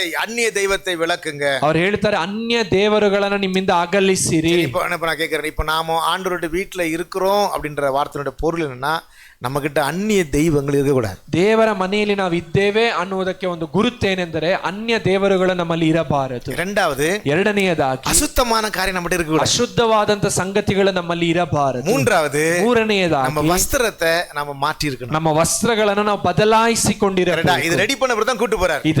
ಇದನ್ನ ಸಿದ್ಧ ಮಾಡಿದ ನಂತರವೇ ಅವರು ಕರೆದುಕೊಂಡು ಹೋಗುತ್ತಾರೆ. நீங்க 4ஆம் வசனம் வாசிட்டு 5ஆம் வசனம் வாசிங்க பார்க்கலாம். ನೀವು 5ನೇ ವಚನವನ್ನು ಓದಿರಿ, கவனிங்க. அப்பொழுது அவர்கள் தங்கள் கையில் இருந்த எல்லா அந்நிய தெய்வங்களையும் தங்கள் காதணிகளையும் யாக்கோபிடத்தில் கொடுத்தார்கள். யாக்கோபு அவைகளை சீகே ஊர் அருகே இருந்த கர்வாலி மரத்தின் கீழே புதைத்து போட்டான். 5ஆம் வசனம், அவர்கள் ಪ್ರಯಾಣಂ ಪುರಪಟ್ಟಾர்கள். ಆಗ ಅವರು ತಮ್ಮಲ್ಲಿದ್ದ ಎಲ್ಲಾ ಅನ್ಯ ದೇವರುಗಳನ್ನು ತಮ್ಮ ಕಿವಿಗಳಲ್ಲಿದ್ದ ಮುರುವುಗಳನ್ನು ಯಾಕೋಬನಿಗೆ ಒಪ್ಪಿಸಲು ಅವನು ಅವುಗಳನ್ನು ಶೆಕೆಮ್ ಪಟ್ಟಣದ ಹತ್ತಿರುವ ಏಲಾ ವೃಕ್ಷದ ಬುಡದಲ್ಲಿ ಹೂಳಿಟ್ಟನು. ಆಮೇಲೆ ಅವರು ಪ್ರಯಾಣ ಮಾಡುತ್ತಿರುವಾಗ, அல்லேலூயா, ஹல்லேலூயா, எல்லாரும் அலையில சொல்லுமா, ஹல்லேலூயா, சத்தம் அலையில சொல்லுங்களேன், ஹல்லேலூயா. சரியா? அதெல்லாம் செஞ்ச பிறகுதான் அவங்க என்ன பண்ணாங்களாம், ಅದೆಲ್ಲ ಮಾಡಿ ಮುಗಿಸಿದ ನಂತರ ಅವರು ಆಮೇಲೆ புறப்பட்டாங்க. ಆಮೇಲೆ ಅವರು ಪ್ರಯಾಣ ಮಾಡಿ தேவ வீட்டுக்கு போறாங்க, ದೇವರ ಮನೆಗೆ ಹಿಂತಿರುಗಿ வாசம் பண்ண முடி போறாங்க, ವಾಸ ಮಾಡುವುದಕ್ಕಾಗಿ, ஆராதிக்க முடி போறாங்க, ದೇವರನ್ನು ಆರಾಧಿಸುವುದಕ್ಕಾಗಿ. அல்லேலூயா, ಹಲ್ಲೇಲೂಯಾ. அப்ப இந்த 3 காரியத்தை விளக்கணும். ಈ 3 ವಿಷಯಗಳನ್ನು ನಾವು ತಿಳಿದುಕೊಳ್ಳಬೇಕು. சரியா? இந்த 3 காரியத்தை நாம பரிசோதித்து அறிக்கை செய்து விளக்கும் பொழுது நமக்குள்ள ஒரு நம்பிக்கை இருக்குது, நான் தேவனுடைய வீட்டிலே வாசம் பண்ணுகிறேன். ಈ 3 ವಿಷಯಗಳನ್ನು ನಾವು ಪರಿಶೋಧಿಸಿ ಅದನ್ನು ನಮ್ಮಿಂದ ತೊಲಗಿಸಿ ನಾವು ಇರುವಾಗ ನಾವು ನಂಬಬಹುದು, ನಾವು ದೇವರನ್ನು ಆರಾಧಿಸುತ್ತೇವೆ, ದೇವರ ಮನೆಯಲ್ಲಿ ವಾಸ ಮಾಡುತ್ತೇವೆ. கரெக்ட்டா? அப்ப முதலாவது தேவனுடைய விருப்பம். ಅನ್ನ ಮೊದಲನೆಯದಾಗಿ ದೇವರ ಬಯಕೆ. எழுதிங்க ஃபர்ஸ்ட், தேவனுடைய விருப்பம், God's wish. ದೇವರ ಬಯಕೆ, ಅದನ್ನ ಬರೆದುಕೊಳ್ಳಿ. அது எது தெரியுமா? ಅದೇನು ಗೊತ್ತಾ? நாம் தேவனுடைய வீட்டில் இருக்கிறது. ನಾವು ದೇವರ ಮನೆಯಲ್ಲಿ ವಾಸ ಮಾಡುವಂತ. ஆண்டவர் எது பிரியம்? ದೇವರಿಗೆ ಯಾವುದು ಮೆಚ್ಚುಗೆ? அவரோடு இருக்கிறது. ದೇವರೊಂದಿಗೆ ಇರುವಂತದ್ದು. அதான் சொன்னாரு, ಆಮೇಲೆ ಅವರು ಹೇಳಿದ್ರು, நான் போய் உங்களுக்காக ஒரு ஸ்தலத்தை ஆயத்தம் பண்ணுவேன், ನಾನು ಹೋಗಿ ನಿಮಗಾಗಿ ಒಂದು ಸ್ಥಳವನ್ನ ಸಿದ್ಧ நான் வந்து உங்களை என்னோடு கூட சேர்த்துக் கொள்ளுவேன், ನಾನು ಬಂದು ನಿಮ್ಮನ್ನ ನನ್ನ ಜೊತೆಯಲ್ಲಿ ಸೇರಿಸಿಕೊಳ್ಳುತ್ತೇನೆ, நித்திய காலமா நாம் தேவனோடு வாசம் பண்ணும்படியாக அவர் திரும்ப வருவேன் சொன்னார். ನಿತ್ಯ ನಿತ್ಯ ಕಾಲವಾಗಿ ನಾವು ದೇವರೊಂದಿಗೆ ವಾಸ ಮಾಡುವಂತೆ ದೇವರ ಹಿಂತಿರುಗಿ ಬರುತ್ತೇನೆ ಅಂತ விருப்பம் ಹೇಳಿದ್ದಾರೆ. எது? ದೇವರ ಬಯಕೆ ಏನು? ஆண்டோட வீட்டுல வாசம் பண்றது, ದೇವರ ಮನೆಯಲ್ಲಿ ನಾವು ವಾಸ ಮಾಡುವ, ஆண்டவரை ஆராதிக்கிறது, ದೇವರನ್ನ ಆರಾಧಿಸುವಂತ, ஆண்டவரை மகிமைப்படுத்துறது, ದೇವರನ್ನ ಮಹಿಮೆ ಪಡಿಸುವ. அல்லேலூயா, ಹಲ್ಲೇಲೂಯಾ. தேவனுடைய விருப்பம். ಇದೇ ದೇವರ ಬಯಕೆ. இந்த விருப்பத்தை சொன்ன உடனே ಈ ಬಯಕೆಯನ್ನು ಹೇಳಿದ ನಂತರ யாக்கோபு கீழ்ப்படிஞ்சான். ಯಾಕೋಬನು ವಿಧೇಯನಾದನು. சரியா? அப்ப கீழ்ப்படினா ನಾವು ವಿಧೇಯರಾಗಬೇಕಾದರೆ நம்ம ரிப்பண்ட் ஆகணும், ನಾವು ಮಾನಸಾಂತರ ಹೊಂದಬೇಕು. இதான் ரகசியம். 3 காரியம் இங்க பாக்குறோம். 3 ವಿಷಯಗಳನ್ನ ನಾವು ನೋಡುತ್ತೇವೆ. தேவனுடைய விருப்பம், ದೇವರ ಬಯಕೆ, கீழ்ப்படிதல், ವಿಧೇಯತ್ವ, மனம் திரும்புதல், ಮಾನಸಾಂತರ. ஓகே. இப்போ யாக்கோபு கீழ்ப்படிந்து தன்னுடைய ஜனத்துக்கு சொல்றான், நாம எழுந்து பெத்தேலுக்கு போவோம், வாங்க, நீங்க அந்நிய தெய்வத்தை விளக்குங்க, அதுக்கப்புறம் உங்களை சுத்திகரிங்க, உங்க வஸ்திரத்தை மாத்துங்க, நாம ಬೆತ್ತೇಲಿಗೆ போனோம். ಯಾಕೋಬನು ತನ್ನ ಜನರನ್ನು ನೋಡಿ ಹೇಳುತ್ತಾನೆ, ನೀವು ಅನ್ಯ ದೇವರುಗಳನ್ನು ತೆಗೆದು ಹಾಕಿರಿ, ನಿಮ್ಮನ್ನು ಶುದ್ಧೀಕರಿಸಿರಿ, ವಸ್ತ್ರವನ್ನ ಬದಲಾಯಿಸಿಕೊಳ್ಳಿರಿ, ನಾವು ತಿರುಗಿ ದೇವರ ಮನೆಗೆ ಬೆತ್ತೇಲಿಗೆ ಹೋಗೋಣ ಎಂಬುದಾಗಿ. அப்போ அவங்க ஜனங்கள் என்ன பண்ணாங்க? ಆ ಜನರೆಲ್ಲ ಏನು ಮಾಡಿದ್ರು? யாக்கோபுடைய கரத்துல எல்லாத்தையும் எடுத்து கொடுத்தாங்க. ಯಾಕೋಬನ ಕರಗಳಲ್ಲಿ ಎಲ್ಲವನ್ನು ಒಪ್ಪಿಸಿಕೊಟ್ಟರು. கீழ்ப்படிதல் இருந்தா தான், மனம் திரும்புதல் தான் கீழ்ப்படி சக்சஸ் ஆக முடியும். ಒಂದು ಮಾನಸಾಂತರ ಇದ್ದರೆ ವಿಧೇಯತೆಯಲ್ಲಿ ನಾವು ಯಶಸ್ವಿ ಆಗಬಹುದು. கரெக்ட்டா? ஹல்லேலூயா, ஹல்லேலூயா. சரி, அப்போ ஜனங்க கீழ்ப்படிந்து மனம் திரும்பினதுனால அவங்களை கூப்பிட்டு போனான். அந்த ಜನರು ವಿಧೇಯರಾಗಿ ಮಾನಸಾಂತರ ಹೊಂದದರಿಂದ ಯಾಕೋಬನು ಜನರನ್ನ ಕರೆದುಕೊಂಡು ಹೋದನು. சரியா? ஓகேவா? இப்போ அந்நிய தெய்வங்களை நம்ம விளக்கணும். ನಾವು ಅನ್ಯ ದೇವರುಗಳನ್ನ ತೊಲಗಿಸಬೇಕು. ஓகே. அந்நிய தெய்வம் என்ன தெரியுமா? ಅನ್ಯ ದೇವರಂದ್ರೆ ಏನು ಗೊತ್ತಾ? ஆவிக்குரிய ரீதியா கேட்கிறேன். ಆತ್ಮಿಕ ರೀತಿಯಾಗಿ. வெளியில அந்நிய தேவனா நமக்கு தெரியும் விக்கிரகம். ಹೊರಗಡೆ ಅನ್ಯ ದೇವರೆಂದು ಹೇಳುವಾಗ ನಮಗೆ ಗೊತ್ತಾಗುತ್ತದೆ ವಿಗ್ರಹ. ಸ್ಪಿರಿಚುವಲಾவே சில காரியத்தை சொல்றாரு. ಆದ್ರೆ ಆತ್ಮಿಕವಾಗಿಯೇ ಕೆಲವು ವಿಷಯಗಳನ್ನು ಹೇಳುತ್ತಾರೆ. ஓகே, வாசிப்போமா? 2 காரியம் போடப்பட்டிருக்குது. ஒன்னு கொலோசையர் 3ஆம் அதிகாரம் 5ஆம் வசனம் வாசிங்க பார்க்கலாம். ಕೊಲೊಸ್ಸದವರಿಗೆ ಬರೆದ ಪತ್ರಿಕೆ 3ನೇ ಅಧ್ಯಾಯದ 5ನೇ ವಚನವನ್ನು ನಾವು ಓದೋಣ. ಕೊಲೋಸಿಯನ್ ಚಾಪ್ಟರ್. ಆದುದರಿಂದ ನಿಮ್ಮಲ್ಲಿರುವ ಭೂ ಸಂಬಂಧವಾದ ಭಾವಗಳನ್ನು ಸಾಯಿಸಿರಿ. ಜಾರತ್ವ, ಬಂಡುತನ, ಕಾಮಾಭಿಲಾಷೆ, ದುರಾಶೆ, ವಿಗ್ರಹ ಆರಾಧನೆಗೆ ಸಮವಾಗಿರುವ ಲೋಭ ಇವುಗಳನ್ನು ವಿಸರ್ಜಿಸಿ ಬಿಡಿರಿ. லோபன என்னது? பொருளாசை. கரெக்டா? பொருளாசையாகிய விக்கிரக ஆராதனை. கரெக்டுங்களா? கவனிங்க. இப்போ யாக்கோபு தன்னுடைய ஜனங்களை பார்த்து கேட்டாரு, சொன்னாரு விக்கிரகத்தை விலக்கி போடுங்க, அந்நிய தெய்வத்தை விலக்கி போடுங்க. ಯಾಕೋಬನು ತನ್ನ ಜನರನ್ನ ನೋಡಿ ಕೇಳಿದ್ರೆ ನಿಮ್ಮಲ್ಲಿರುವಂತ ವಿಗ್ರಹಗಳನ್ನು ನಿಮ್ಮಿಂದ ತೊಲಗಿಸಿರಿ ಎಂಬುದಾಗಿ. அவங்க கிட்ட லிட்டரலாவே கையில என்ன வச்சிருந்தாங்க? ಆ ಜನರ ಬಳಿಯಲ್ಲಿ ಒಂದು ಅವರ ಕೈಗಳಲ್ಲಿ ವಿಗ್ರಹವೇ ಇತ್ತು. ஆனா ஆவிக்குரிய பிரகாரம் ಆತ್ಮಿಕ ರೀತಿಯಾಗಿ ನಾವು ಯೋಚಿಸುವ விக்கிரக ஆராதனை என்ற வார்த்தைக்கு பொருள் என்ன? ವಿಗ್ರಹ ಆರಾಧನೆ ಅನ್ನುವಂತ ಪದಕ್ಕೆ ಅರ್ಥವೇನು? அந்நிய தெய்வத்தை நம்ம உள்ள வச்சிருக்கிற என்ற வார்த்தைக்கு பொருள் என்ன? ಅನ್ಯ ದೇವರುಗಳನ್ನು ನಾವು ಮನಸ್ಸಿನಲ್ಲಿ ಇಟ್ಟುಕೊಂಡಿದ್ದೇವೆ ಅನ್ನೋದರ ಅರ್ಥ ಏನು? வேதம் சொல்லுகிறது பொருளாசையாகிய விக்கிரகம். ಸತ್ಯವೇದವು ಹೇಳುತ್ತದೆ ಹಣದಾಸೆ ಅಥವಾ ಲೋಭ ಇದು ವಿಗ್ರಹ ಆರಾಧನೆಗೆ ವಿಗ್ರಹ ಆರಾಧನೆಯಾನ பொருளாசை. அந்த ವಿಗ್ರಹ ಆರಾಧನೆ ಆಗಿರುವಂತ ಲೋಭವು, கவனிங்க, பொருளாசை வந்து ஒரு விக்கிரக ஆராதனை. ಒಂದು ಲೋಭವು ಒಂದು ವಿಗ್ರಹ ಆರಾಧನೆ. கரெக்ட்டுங்களா? ஏன்னா பொருளாசை உள்ளவங்க தெய்வத்துக்கு பிரியமா வாழ முடியாது. ಯಾಕಂದ್ರೆ ಒಂದು ಹಣನೋ ಅಥವಾ ಒಂದು ವಸ್ತುವಿನ ಮೇಲೆ ಆಸೆ ಇಡುವವರು ದೇವರಿಗೆ ಮೆಚ್ಚುಗೆಯಾಗಿ ನಡೆದುಕೊಳ್ಳುವುದಕ್ಕೆ ಸಾಧ್ಯವಿಲ್ಲ. கரெக்டா? ஆனா இது ரொம்ப நம்ம டீப் ஸ்டடீஸ், ஒரு நல்ல ஸ்டடீஸ் இருக்கு. இது டைம் இல்ல, ஒரு முறை நான் உங்களுக்கு சொல்லி கொடுக்குறேன். இது ಒಂದು ಒಳ್ಳೆಯ ಧ್ಯಾನವಿದೆ, ಅದನ್ನ ಇನ್ನೊಂದು ಬಾರಿ ತಿಳಿಸಿಕೊಡುತ್ತೇವೆ. சரியா? ஆனா இந்த பொருளாசை மனசுல வச்சுக்கிட்டு நான் ஆண்டவருக்கு பிரியமா இருப்பேன் அப்படின்னு சொன்னா அது வந்து தப்பான ஒரு நினைப்பு. அந்த ಈ ಒಂದು ಲೋಭವನ್ನ ಮನಸ್ಸಿನಲ್ಲಿ ಇಟ್ಟುಕೊಂಡು ನಾನು ದೇವರಿಗೆ ಮೆಚ್ಚುಗೆಯಾಗಿ ಇರುತ್ತೇನೆ ಅಂದ್ರೆ ಅದು ತಪ್ಪು. இப்போ யாக்கோபு வந்து கேட்குறாரு, நம்ம எல்லாம் பெத்தேலுக்கு போவோம், உங்க காதல் இருக்கிறதெல்லாம் கழட்டி கொடுங்க அப்படின்னு சொன்னா நம்மளா இருந்தா அங்க யாருமே இருந்திருக்க மாட்டான் இல்லையா? ಯಾಕೋಬನಲ್ಲಿ ಕೇಳ್ತಾರೆ, ನಾವೆಲ್ಲರೂ ಬೆತೇಲಿಗೆ ಹೋಗಬೇಕು, ನಿಮ್ಮಲ್ಲಿ ಇರುವಂತಹ ವಿಗ್ರಹಗಳನ್ನ ತಿರುಗಿ ಕೊಡಿರಿ ಎಂದು ಹೇಳುವಾಗ, ಅಂದ್ರೆ ಕಿವಿಗಳಲ್ಲಿ ಇರುವಂತದನ್ನ ಕೊಡಿ ಎಂದು ಹೇಳುವಾಗ ನಾವಾಗಿದ್ದರೆ ಕೇಳುತ್ತಿರಲಿಲ್ಲ. கரெக்டா? ஆமாவா இல்லையா? அப்ப நம்ம சர்ச்சை இல்லை, விட்டுருங்க.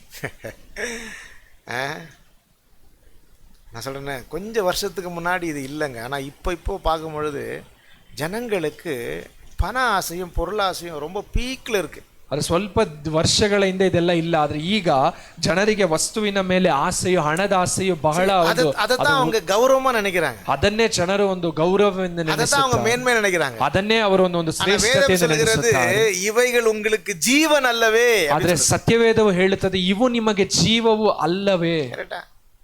ಜೀವನ ಇಲ್ಲ, ಇದು ನಿಮಗೆ ಜೀವ, ಈ ಒಂದು ವಿಷಯಗಳು ನಿಮಗೆ ಜೀವವಲ್ಲ.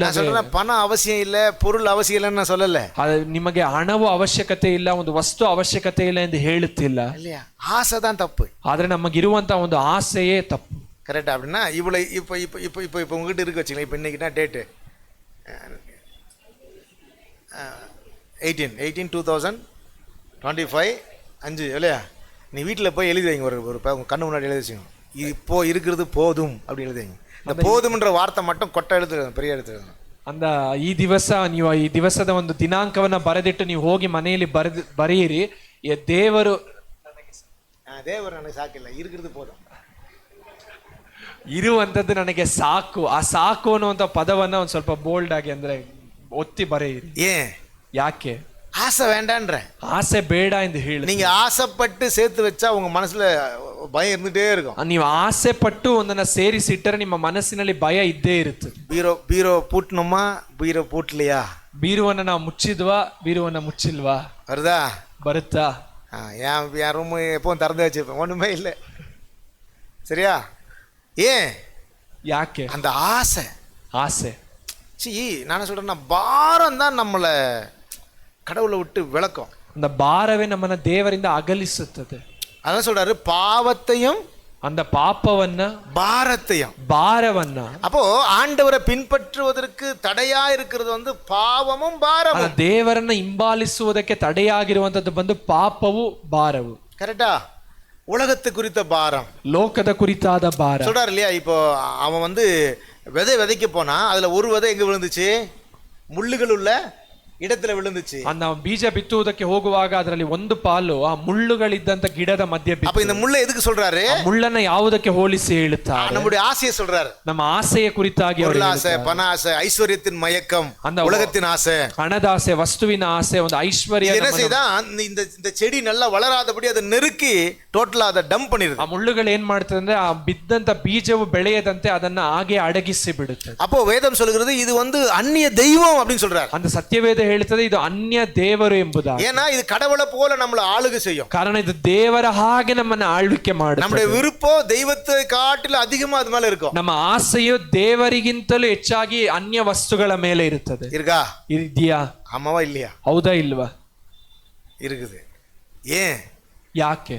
அதுக்கு நம்ம இடம் கொடுக்க கூடாது. ಅದಕ್ಕೆ ನಾವು ಅವಕಾಶ ಕೊಡಬಾರದು. இடம் கொடுத்தா ನಾವು ಅವಕಾಶ ಕೊಟ್ಟರೆ நம்மள ಆளுகை செய்யும். ಅದು ನಮ್ಮನ್ನ ಆಳ್ವಿಕೆ ಮಾಡುತ್ತೆ. அப்ப நம்ம தேவனை சரியா பின்பற்ற முடியாது. ಆಗ ನಾವು ದೇವರನ್ನ ಸರಿಯಾಗಿ ಹಿಂಬಾಲಿಸುವುದಕ್ಕೆ சொல்றாரு நீ அந்நிய தெய்வத்தை விலக்குன்ற. ಯಾಕೋಬನು ಹೇಳ್ತಾನೆ ಅನ್ಯ ದೇವರುಗಳನ್ನು ತೆಗೆದು ಹಾಕಿ. அது தங்கத்துல இருக்கலாம், ಅದು ಚಿನ್ನದಲ್ಲಿ, அது வெள்ளியில இருக்கலாம், ಬೆಳ್ಳಿಯಲ್ಲಿರಬಹುದು. ஆனா அது அந்நிய தெய்வம் தான். ಅದು ಅನ್ಯ ದೇವರೇ. கரெக்ட்டுங்களா? ಸರಿನಾ?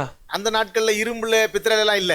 ಆ ದಿವಸಗಳಲ್ಲಿ ಒಂದು ಹಿತ್ತಾಳೆ ಈ ಒಂದು ತಾಮ್ರದಲ್ಲೆಲ್ಲ ಇಲ್ಲ. ஏன்னா வேதம் சொல்லுது அந்த நாட்களிலே தங்கம்லாம் ஒரு பொருட்டா எண்ணாம இருந்தாங்க. ಆ ದಿವಸಗಳೆಲ್ಲ ಒಂದು ಚಿನ್ನವನ್ನ ಒಂದು ವಸ್ತುವಾಗಿ ಎಣಿಸದೇ ಇರುವಷ್ಟು ಲಘುವಾಗಿತ್ತು. கரெக்ட்டா? அப்படிதான் பைபிள் வாசிக்கிறோம். ಆ ರೀತಿಯಾಗಿ ಸತ್ಯವೇದದಲ್ಲಿ ಓದುತ್ತಾರೆ. அதனால அவங்களுக்கு ரொம்ப சீப்பா கிடைச்சது. ಅಂದ್ರೆ ಅವರಿಗೆ ಬಹಳ ಒಂದು ಕಡಿಮೆಯಾಗಿ ದೊರಕಿರಬಹುದು. ஆவிலாவிலே தங்கம் விளையும் சொல்லப்பட்டிருக்குல்ல. அந்த ಅವಿಲಾ ಎಂಬ ಒಂದು ಪ್ರದೇಶದಲ್ಲಿ ಒಂದು ಚಿನ್ನ ಬೆಳೆಯುತ್ತದೆ ಎಂಬುದಾಗಿ ಬರೆಯಲ್ಪಟ್ಟಿದೆ. இப்ப எல்லாமே தங்கத்தை எடுத்ததுனால தான் இப்ப சின்ன கம்மியாயிருச்சு.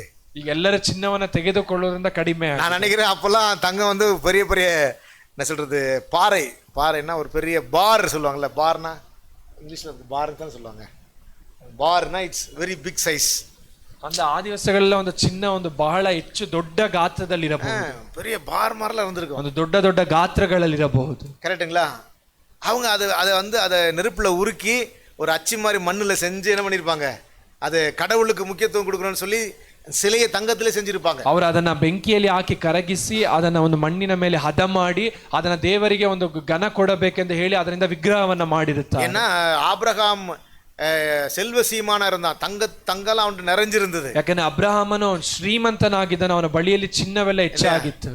ಕಾನಾನ್ ದೇಶத்தார் வந்து எப்படி இருந்தாங்கன்னா அந்த தேசம் பாலும் தேனும் ಓಡುಗರ ದೇಶ. ಕಾನಾನ್ ದೇಶವು ಹೇಗಿತ್ತು ಎಂಬುದಾಗಿ ಸತ್ಯವೇದ ಹೇಳುತ್ತದೆ ಅಂದ್ರೆ ಅದು ಹಾಲು ಜೇನು ಹರಿಯುವಂತ ದೇಶ, செழிப்பான தேசம். ಅದು ಬಹಳ ಸಮೃದ್ಧಿಯಿಂದ ತುಂಬಿದ ದೇಶ. சிக்கேம் தேசத்தினுடைய ராஜாவுடைய வீட்ல எல்லாம் இல்ல ராஜாவுடைய அரண்மனையில அங்க இருக்கிற ஆட்களுடைய வீட்ல எல்லாம் தங்கம் நிறைஞ்சிருக்கலாம். அந்த ಶೆಕೆಮ್ ಪ್ರದೇಶದ ಅರಸನು ಅಲ್ಲಿದ್ದಂತ ವ್ಯಕ್ತಿಗಳ ಮನೆಯಲ್ಲೆಲ್ಲ ಚಿನ್ನವು ತುಂಬಿರಬಹುದು. ஆனா அவங்க எல்லாம் இறந்த உடனே அவங்களெல்லாம் கொலை செய்துட்டு அதை கொள்ளடிச்சிட்டு வந்தாங்க. ಅಂದ್ರೆ ಅವರನ್ನೆಲ್ಲ ಒಂದು ಕೊಂದು ಹಾಕಿ ಅವರ ಬಳಿಯಲ್ಲಿದ್ದಂಥದ್ದು ಎಲ್ಲವನ್ನ ಕೊಳ್ಳೆಯಾಗಿ ತಂದರು. ಯಾಕೋಬ சொல்றார், ಯಾಕೋಬನು ಹೇಳುತ್ತಾರೆ, அந்நிய தெய்வத்தை உங்களை விட்டு விலக்கு. ಅನ್ಯ ದೇವರುಗಳನ್ನು ನಿಮ್ಮಿಂದ ತೊಲಗಿಸಿರಿ.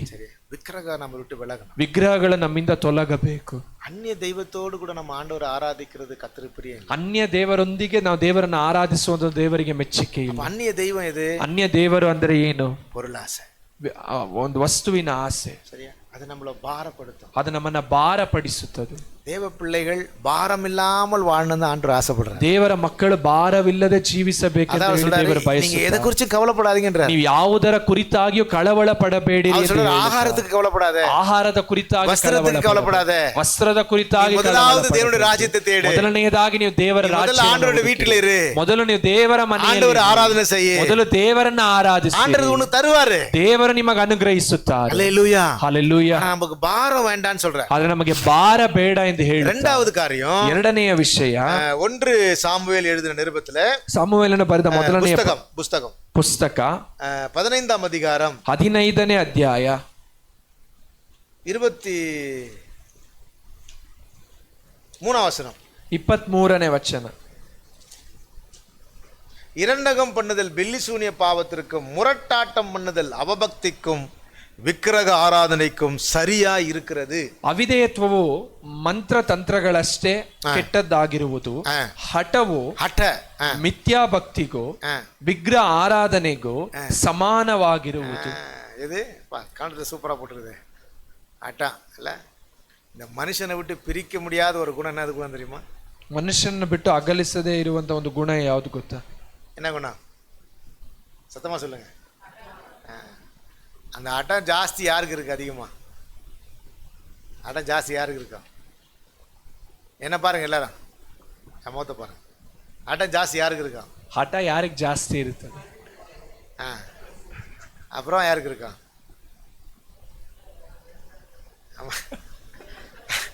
அவன் உங்களுக்கு சப்போர்ட் பண்ணுறான் நினைக்கிறேன். சரி, ஓகே. உனக்கு கல்யாணம் ஆகல அப்போ தெரியும்டா. சரி, ஆக்சுவலி இந்த அடம்பிடிக்கிற குணம் இருக்குது தெரியுமா? ಹಠ ಮಾಡುವಂತ ಸ್ವಭಾವ இது விக்கிரக ஆராதனை. ಇದು ವಿಗ್ರಹ ಆರಾಧನೆಗೆ ಸಮ. சரியா? கல்யாணம் ஆனவங்களுக்கு அதான் சில சொல்லக்கூடாதுன்னு பார்ப்பேன் நான். எங்கள் பாச தைரியமாக சொல்லுவார், இந்த தலையாணி மந்திரம் போட்டு வாங்கிடுவாங்க அப்படின்னு சொல்லுவார். லேட்டரா சரி, தெரியாது நடுத்தா, நீ தெரியாது நடுத்தா. ஓகே, சரி, ஓகே, கவனிங்க, லிசன் இட். அடம் பிடிக்கிறாங்க தெரியுமா? ಹಠ ಹಿಡಿಯುತ್ತಾರಲ್ಲ, இல்லை பேக்கே பேக்கோ, கரெக்டா சொல்கிறாங்களா இல்லையா? ஆமாம், பாவம் இல்லையா? யார்? ஆண்கள் பாவம். சரி, ஆண்களும் அடம் பிடிப்பாங்க. சின்ன வீட்டில் வந்து தாய் தகப்பனுக்கு பிள்ளைகள் என்ன செய்கிறாங்க? அப்படியே வைராக்கியமாக நிற்பாங்க. ಮನೆಯಲ್ಲಿ ತಂದೆ ತಾಯಿಗೆ ವಿರುದ್ಧವಾಗಿ ಮಕ್ಕಳು ವೈರಾಗ್ಯವಾಗಿ ಆಟ ಹಿಡಿದು ನಿಲ್ಲುತ್ತಾರೆ. இதுலேயும் பொம்பளை பிள்ளைங்க இருந்துச்சா செத்தான் இல்லையா? வாங்கி கொடுத்தா ஆகணும், ಕೊಡಿಸಲೇಬೇಕು. என்ன கடவுள் காப்பாத்திச்சார், சோத்ரா இல்லையா? சரி, ஓகே.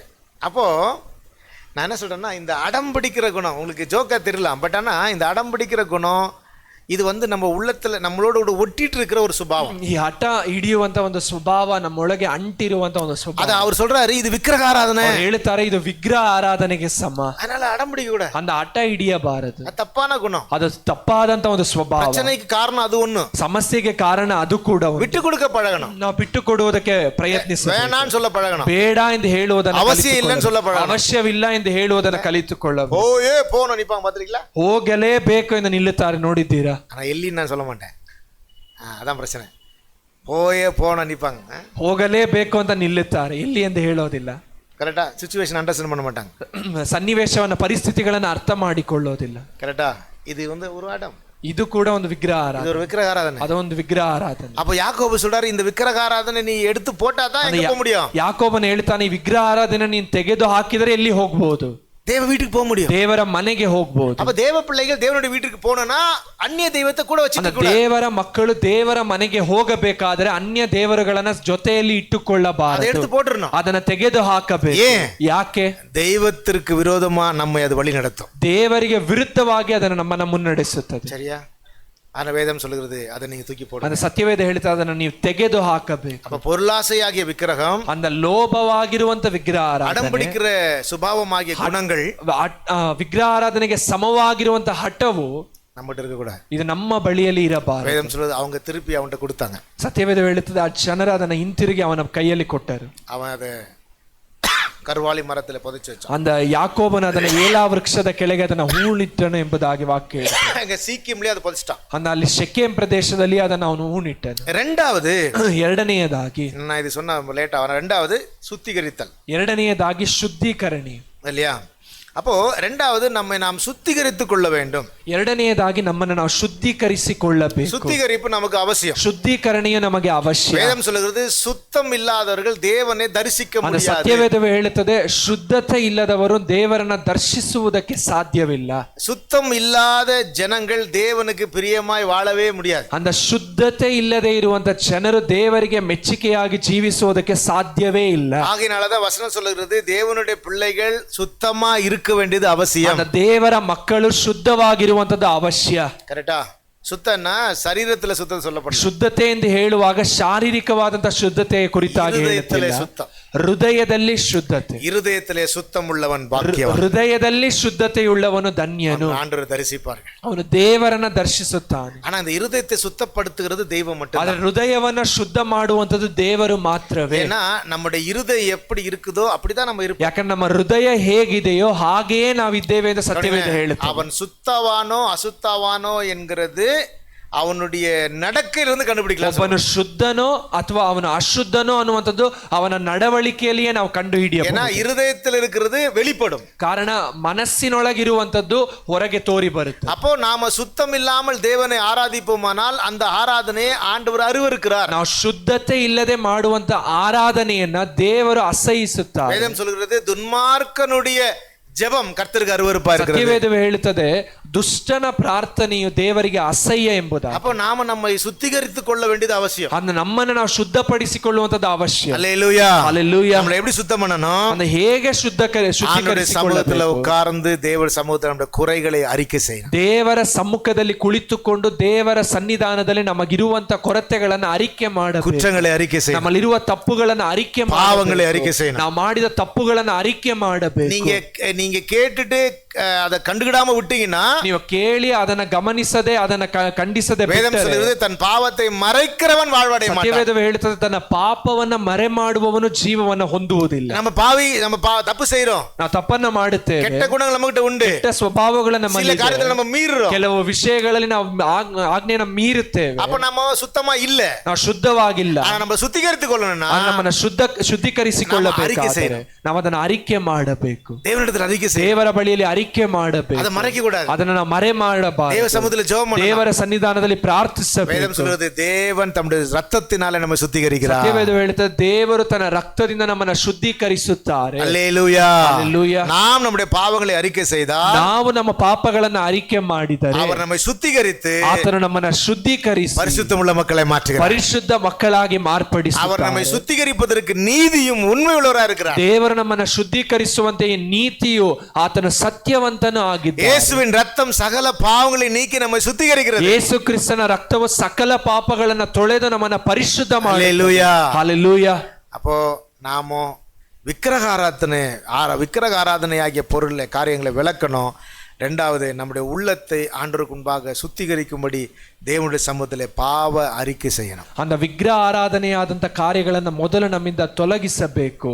ಎರಡನೆಯದಾಗಿ ನಮ್ಮನ್ನು ಶುದ್ಧೀಕರಿಸುವಂತೆ ದೇವರ ಸನ್ನಿಧಾನದಲ್ಲಿ ನಮ್ಮನ್ನು ನಾವು ದೇವರಿಗೆ ಒಪ್ಪಿಸಿ ಅರಿಕೆ ಮಾಡಿ ಒಪ್ಪಿಸಿಕೊಡಬೇಕು. ஏன்னா நம்ம சுத்தமா இல்லாம செய்யற ஆராதனை கடவுளுடைய பார்வையில் அருவருப்பாக. ಕಾರಣ ಶುದ್ಧತೆ ಇಲ್ಲದೆ ಮಾಡುವ ಪ್ರಾರ್ಥನೆಯು ದೇವರ ದೃಷ್ಟಿಯಲ್ಲಿ ಅದು ಅಸಹ್ಯವಾಗಿದೆ. அதனாலதான் சொல்றாரு, ஒருத்தன் தேவனுடைய சமூக பலிபீடத்துல பலி செலுத்த வரும்போது சொல்றாரு, பலிபீடத்தின் அந்த பலியை நீ முதல்ல கீழே வை அப்படின்னு சொல்றாரு. ಒಬ್ಬನ ದೇವರ ಸಮ್ಮುಖದಲ್ಲಿ ಪ್ರಾರ್ಥಿಸುವುದ ಬಲಿಯನ್ನ ಯಜ್ಞವನ್ನ ಅರ್ಪಿಸುವುದಕ್ಕಾಗಿ ಬರುವಾಗ ಅವ್ರು ಹೇಳ್ತಾರೆ, ನೀನು ಯಜ್ಞವನ್ನ ಅಲ್ಲಿಯೇ ಇಡು. ಕರೆಕ್ಟಾ? சொல்லிட்டு என்ன சொல்றாரு? ಅದಾದ ನಂತರ ಅವ್ರು ಏನು ಹೇಳ್ತಾರೆ? உன் இருதயத்தை யோசித்து பார். ನಿನ್ನ ಹೃದಯವನ್ನ ನೀನು ಯೋಚಿಸಿ ನೋಡು. ಯಾರ ಮೇಲಾவது ಕಸப்பு இருந்தா, ಯಾರ ಮೇಲಾದ್ರೂ ನಿನಗೆ ಕಹಿ ವಿರೋಧ ಮನಸ್ಸಿದ್ದರೆ, ಜಗಳವಿದ್ದರೆ, உள்ளத்துல பாவம் இருந்துச்சுன்னா, ನಿನ್ನ ಮನಸ್ಸಿನಲ್ಲಿ ಪಾಪವಿದ್ದರೆ ಸರಿ பண்ணிட்டு வந்து ಅದನ್ನ ಸರಿಪಡಿಸಿ ಬಂದು அப்புறம் பலி செலுத்து. ಅದಾದ ನಂತರ ನೀನು ಯಜ್ಞವನ್ನ ಅರ್ಪಿಸು ಎಂಬುದು. பிள்ளைகளே, ದೇವ ಮಕ್ಕಳೇ, நம்முடைய இருதயத்திலே சுத்தம் இருக்க வேண்டும். ನಮ್ಮ ಹೃದಯದಲ್ಲಿ ಶುದ್ಧವಿರಬೇಕೆಂದು ದೇವರು ಬಯಸುತ್ತಾರೆ. தேவனுடைய வீட்டுக்கு வந்து தேவனை ஆராதிக்கக்கூடிய இரண்டாவது காரியம், நம்மை நாம் சுத்திகரித்துக் கொள்ள வேண்டும். ದೇವರ ಮನೆಗೆ ಬಂದು ದೇವರನ್ನ ಆರಾಧಿಸುವುದಕ್ಕಿರುವಂತ ಕಾರ್ಯ ನಮ್ಮನ್ನು ನಾವು ಶುದ್ಧಪಡಿಸಿಕೊಳ್ಳಬೇಕು. ಮೊದಲಾவது ವಿಗ್ರಹத்தை விளக்கணும், ಮೊದಲನೆಯದಾಗಿ ವಿಗ್ರಹವನ್ನ சுத்திகரிக்கணும், ಎರಡನೆಯದಾಗಿ ನಮ್ಮನ್ನ ಶುದ್ಧೀಕರಿಸಿ, ಮೂರನೆಯದಾಗಿ ವಸ್ತ್ರத்தை மாத்தணும், ವಸ್ತ್ರವನ್ನ ಬದಲಾಯಿಸಿಕೊಳ್ಳಬೇಕು. ಕರೆಕ್ಟಾ? உங்களுக்கு தெரியுமா வஸ்திரம்னா என்ன? ஆவிக்குரிய வாழ்க்கையில ಆತ್ಮಿಕ ಜೀವಿತದಲ್ಲಿ ವಸ್ತ್ರ ಅಂದರೆ ಏನು? யாரா சொல்லுங்களேன். எக்ஸாக்ட்லி, சத்தமா சொன்னாதான் கேட்கும். குணம் தான் வஸ்திரம். அந்த ಸ್ವಭಾವಗಳು ನಮಗಿರುವಂತ ಗುಣಗಳೇ ವಸ್ತ್ರ. ವಾಸಿங்களா? எபேசியருக்கு நிருபம், ಎಫೆಸದವರಿಗೆ ಬರೆದ ಪತ್ರಿಕೆ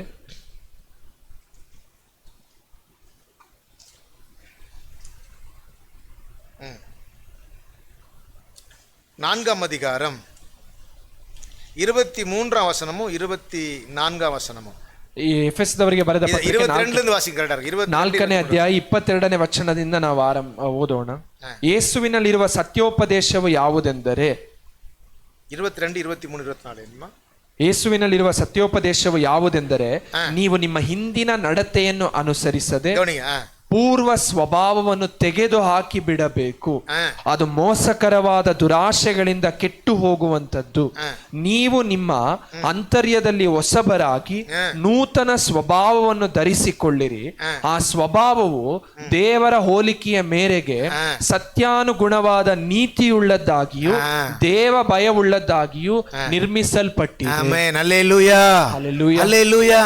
அல்லேலூயா. அப்போ நாம தரித்து கொள்ள வேண்டிய அந்த வஸ்திரம் மெய்யான நீதியிலும் பரிசுத்தத்திலும் தேவனுடைய சாயலாய் இருக்கிற குணம். ಅಂದ ನಾವು ಧರಿಸಿಕೊಳ್ಳಬೇಕಾಗಿರುವಂತ ವಸ್ತ್ರವು ಬಂದು ದೇವರ ಒಂದು ಸತ್ಯದಲ್ಲಿಯೂ ನೀತಿಯಲ್ಲಿಯೂ ಇರುವಂತ ಒಂದು ಸ್ವಭಾವಗಳು. ஆனா நம்ம இந்தின நடக்கை, ಆದ್ರೆ ನಮ್ಮ ಹಿಂದಿನ ನಡತೆಯು அந்த ட்ரெஸ் அந்த வஸ்திரம் நம்ம போட்டுட்ட வஸ்திரம் நம்ம மோசம் போக்குற ಇಚ್ಛೆಗಳಾல் ಉಂಟಾಗಿನ ಗುಣಂ. ನಮ್ಮ ಹಿಂದಿನ ಜೀವಿತದಲ್ಲಿ ನಾವು ಧರಿಸಿಕೊಂಡಂತ ವಸ್ತ್ರವು ಬಂದು ಮೋಸಕರವಾದಂತ ದುರಾಶೆಗಳಿಂದಿರುವಂತ ಕೆಟ್ಟು ಹೋಗುವಂತ ವಸ್ತ್ರ ಅಲ್ಲಿಯ ಗುಣಂ, ಸ್ವಭಾವ. ಕರೆಕ್ಟಾ?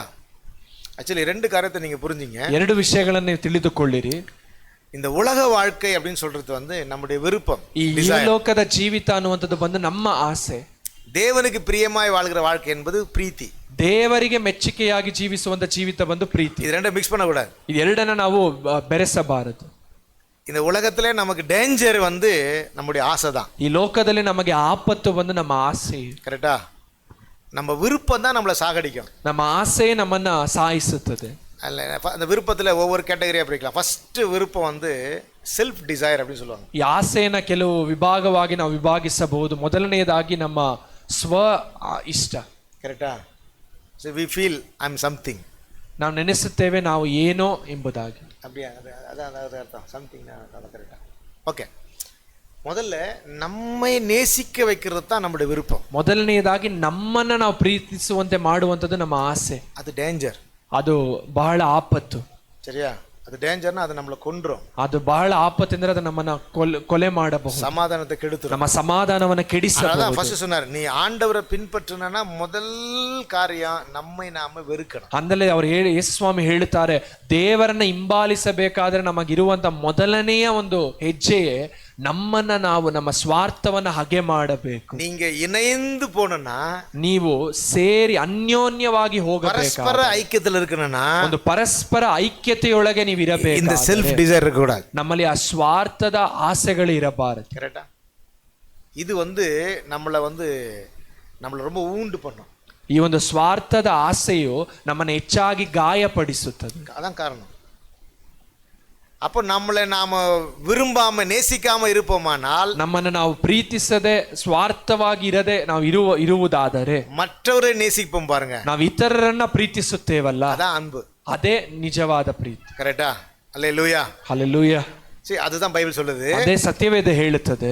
இந்த பழைய சுபாவம், ಈ ಹಳೆಯ ಸ್ವಭಾವವು முதல்ல நம்மை விரும்ப, அந்த செல்ஃப் டிசைர் ಮೊದಲು ನಮ್ಮನ್ನ ನಾವು ಬಯಸುವಂತೆ ಮಾಡುತ್ತದೆ. அப்புறம் greediness, செகண்ட் greediness சொல்லுவாங்க. ಎರಡನೆಯದಾಗಿ ಅದು ಒಂದು ದುರಾಶೆಯನ್ನು ತರುತ್ತದೆ. greediness, பண ஆசை, ಹಣದಾಸೆ, பொருளாசை, ವಸ್ತುವಿನ ಆಸೆ. இதான் உலகம். ಇದೇ ಲೋಕ. இதான் பழைய மனுஷன். ಇದೇ ಹಳೆಯ பைபிள் சொல்லுதுல, கண்களின் இச்சையும் மாம்ச இச்சையும் நம்மளை என்ன செய்யுமா? ಅಳಿವುக்குள்ள ಕೊಂಡು போயிடும். ಸತ್ಯವೇದ ಹೇಳುತ್ತದೆ, ಕಣ್ಣಿನ ಆಸೆಯು ಶರೀರದ ಆಸೆ ನಮ್ಮನ್ನ ನಾಶನದೊಳಗೆ ಕರೆದುಕೊಂಡು. இந்த Dress தான் அங்க இருந்துச்சு. ಇದೇ ವಸ್ತ್ರವು ನಮ್ಮ ಹಳೆಯ ಜೀವಿತದಲ್ಲಿ. நீ Dress ಮಾத்து அப்படினு சொல்றாரு. ನಿನ್ನ ವಸ್ತ್ರವನ್ನ ಬದಲಾಯಿಸಿಕೋ.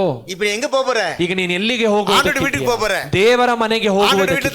ದೇವರ ಮನೆಯಲ್ಲಿ ವಾಸ ಮಾಡುವುದು. ದೇವರನ್ನ ಆರಾಧಿಸುವುದಕ್ಕೆ. அதனால நீ Dress மாத்தணும் சொல்றாரு. ಇರುವಂತ ವಸ್ತ್ರವನ್ನ ನೀನು ಬದಲಾಯಿಸಿಕೋ. அப்ப குணம் மாறாத ஆராதனையை கர்த்தர் பிரியப்படுறதில்லை. ಸ್ವಭಾವದಲ್ಲಿ ಬದಲಾವಣೆ ಇಲ್ಲ ಮಾಡುವಂತ ಆರಾಧನೆಯನ್ನು ದೇವರು ಅಂಗೀಕರಿಸುವುದಿಲ್ಲ. சரியா?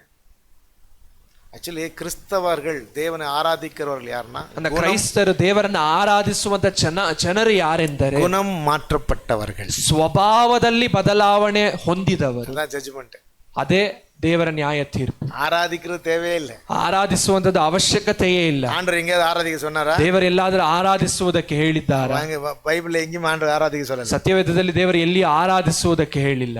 ಮನಂ ತಿರುம்ப சொல்லி, ಆದರೆ ಮಾನಸಾಂತರ ಹೊಂದುವುದಕ್ಕೆ ಹೇಳಿದ್ದಾರೆ. தேவனுடைய சாயலை தரித்திக்க சொல்லி ದೇವರ ಹೋಲಿಕೆಯನ್ನು ಧರಿಸಿಕೊಳ್ಳುವುದಕ್ಕಾಗಿ ಹೇಳಿದ್ದಾರೆ. அதுதான் உண்மையான ஆராதனை. ಅದೇ ಸತ್ಯವಾದ ಆರಾಧನೆ. அல்லேலூயா. ஹalleluya. குணம் மாறாமல் சுபாவம் மாறாமல் இருக்கிற வாழ்க்கை தேவனை ஆராதிக்கிற தேவனுடைய வீட்டில் தங்குகிற வாழ்க்கை இல்லை. அதால அதை மாற்றிட்டு நம்ம வேற ட்ரெஸ்ஸு போடணும். அந்த ட்ரெஸ்ஸு தான் மெய்யான நீதியிலும் பரிசுத்தத்திலும் தேவனுடைய சாயலாக இருக்கிற ಡ್ರೆಸ್. ಅಂದ ನಮ್ಮ ಗುಣಗಳು ಸ್ವಭಾವಗಳನ್ನು ಬದಲಾಯಿಸಿಕೊಳ್ಳದೆ ನಾವು ಮಾಡುವಂಥ ಆರಾಧನೆಯನ್ನು ದೇವರು ಬಯಸೋದಿಲ್ಲ. ಆದರೆ ದೇವರ ನೀತಿಯಲ್ಲಿಯೂ ದೇವರ ಸತ್ಯತೆಯ ಮೇರೆಗೂ ಇರುವಂಥ ಸ್ವಭಾವಗಳನ್ನು ಧರಿಸಿಕೊಂಡು ನಾವು ದೇವರನ್ನ ಆರಾಧಿಸಬೇಕು. ಹಲ್ಲೆಲೂಯಾ. அப்ப அந்த இடத்துல அந்த மூன்று காரியத்தை அவங்க செய்றாங்க. ಈಗ ಒಂದು ಸ್ಥಳದಲ್ಲಿ ಅವರು ಮೂರು ವಿಷಯಗಳನ್ನ ಮಾಡುತ್ತಾರೆ. ಅದೆಲ್ಲ ಆನ பிறகுதான் ಅದೆಲ್ಲ ಆದ ನಂತರ அவங்களை கூட்டிட்டு போறாரு. ಅವ್ರನ್ನ ಕರೆದುಕೊಂಡು ಹೋಗುತ್ತಾರೆ. எங்க போறாரு தெரியுமா? ಎಲ್ಲಿಗೆ ಹೋಗುತ್ತಾರೆ ಗೊತ್ತಾ? ஆண்டவருடைய வீட்டுக்கு போறாரு. ದೇವರ ಮನೆಗೆ ಹಿಂತಿರುಗುತ್ತಾರೆ. இப்போ இந்த இடத்துல யாக்கோபு வந்து பரிசுத்த ஆவியானவர். ಇಲ್ಲಿ ಯಾಕೋಬನು ಬಂದು ಪವಿತ್ರಾತ್ಮನಿಗೆ ನಾವು ಹೋಲಿಸಬಹುದು. அவனுடைய குடும்பம் வந்து சபை. ಅವರ ಕುಟುಂಬ ಬಂದು ಸಭೆ. சரியா? இப்போ நான் ஊழியக்காரன். ಈಗ ಬೋಧಕರು ದೇವರ ಸೇವಕರು. ஆனா நான் வந்து ಅಸಿಸ್ಟ್ தான் பண்றேன். ಅವರು ಬಂದು ಒಂದು ಒಂದು ಅಸಿಸ್ಟ್ ಹೆಲ್ಪಿಂಗ್ ಒಂದು ಸಹಾಯ ಮಾಡುವವರ. ಯಾರಿಗೆ?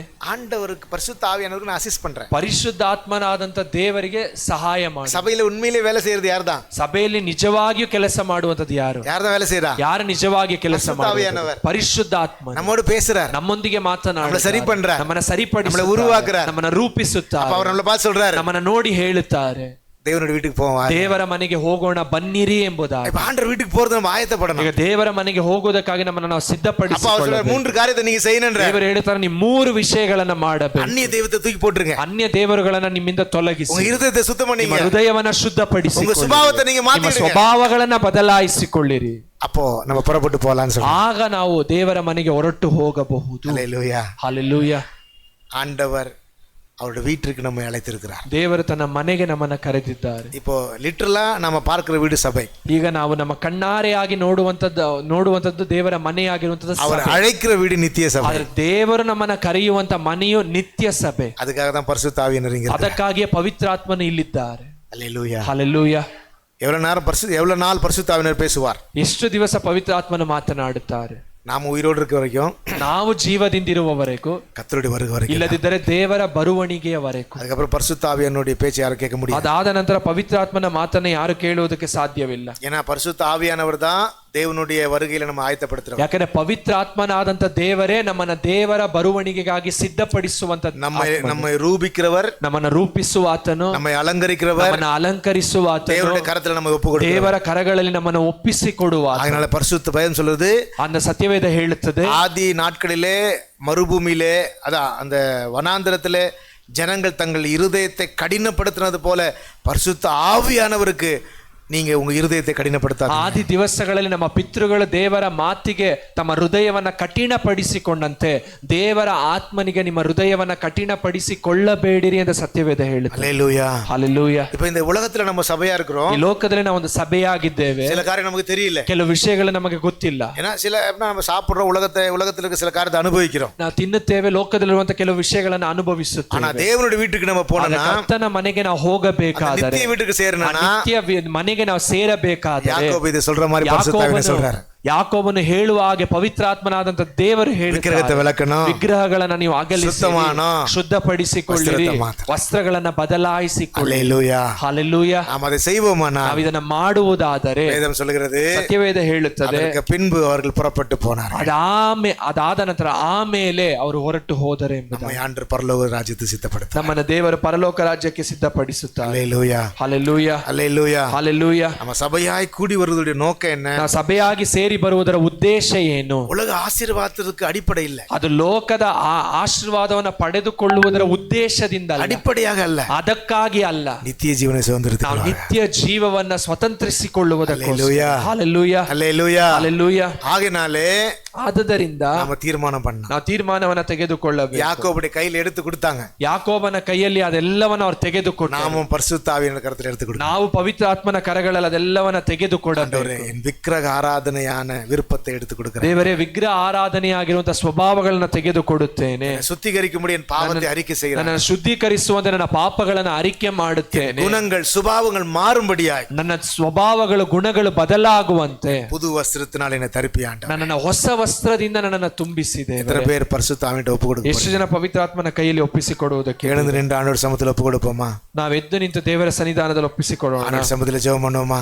ದೇವರ ಸನ್ನಿಧಾನದಲ್ಲಿ ನಾವು ಪ್ರಾರ್ಥಿಸೋಣ. பரிசுத்த ஆவியானவர் நம்மோடு பேசிக் கொண்டிருக்கிறார். பிரிய மக்கள், ಪವಿತ್ರಾತ್ಮನು ನಮ್ಮೊಂದಿಗೆ ಮಾತನಾಡುತ್ತಿದ್ದಾರೆ. தேவனுடைய வீட்டுக்கு நம்ம போறோம். ದೇವರ ಮನೆಗೆ ನಾವು ಹಿಂತಿರುಗಬೇಕು. ஆண்டவர் சீக்கிரம் வர போகிறார். ದೇವರು ಶೀಘ್ರವಾಗಿ ಬರುವುದಕ್ಕೆ பரிசுத்த ஆவியானவர் நம்மோடு பேசுகிறார். ಪವಿತ್ರಾತ್ಮನು ನಮ್ಮೊಂದಿಗೆ ಮಾತನಾಡುತ್ತಾರೆ. நம்ம ஆண்டவருடைய கரத்தில் ஒப்பு கொடுப்போமா? ನಾವು ದೇವರ ಸಮ್ಮುಖದಲ್ಲಿ ನಮ್ಮನ್ನು ಒಪ್ಪಿಸಿಕೊಡೋಣ. பரிசுத்த ஆவியின் கரத்தில் ஒப்பு கொடுப்போமா? ದೇವರ ಸಮ್ಮುಖದಲ್ಲಿ ನಮ್ಮನ್ನು ಒಪ್ಪಿಸಿಕೊಡೋಣ. எல்லாரும் ஜெபம் பண்ணுவோம். ಸ್ವಲ್ಪ ಸಮಯ ನಾವೆಲ್ಲರೂ ಪ್ರಾರ್ಥಿಸೋಣ. உங்களுக்கு தான் தெரியும், எனக்கு தான் தெரியும். ನಿಮಗೆ ನಮಗೆ ಗೊತ್ತು நான் எனக்குள்ள என்ன விக்கிரகம் இருக்குது, ನಮ್ಮೊಳಗೆ ಯಾವ ವಿಗ್ರಹವಿದೆ. கேட்டு பாருங்க. ನಾವು ಕೇಳಿ ನೋಡೋಣ.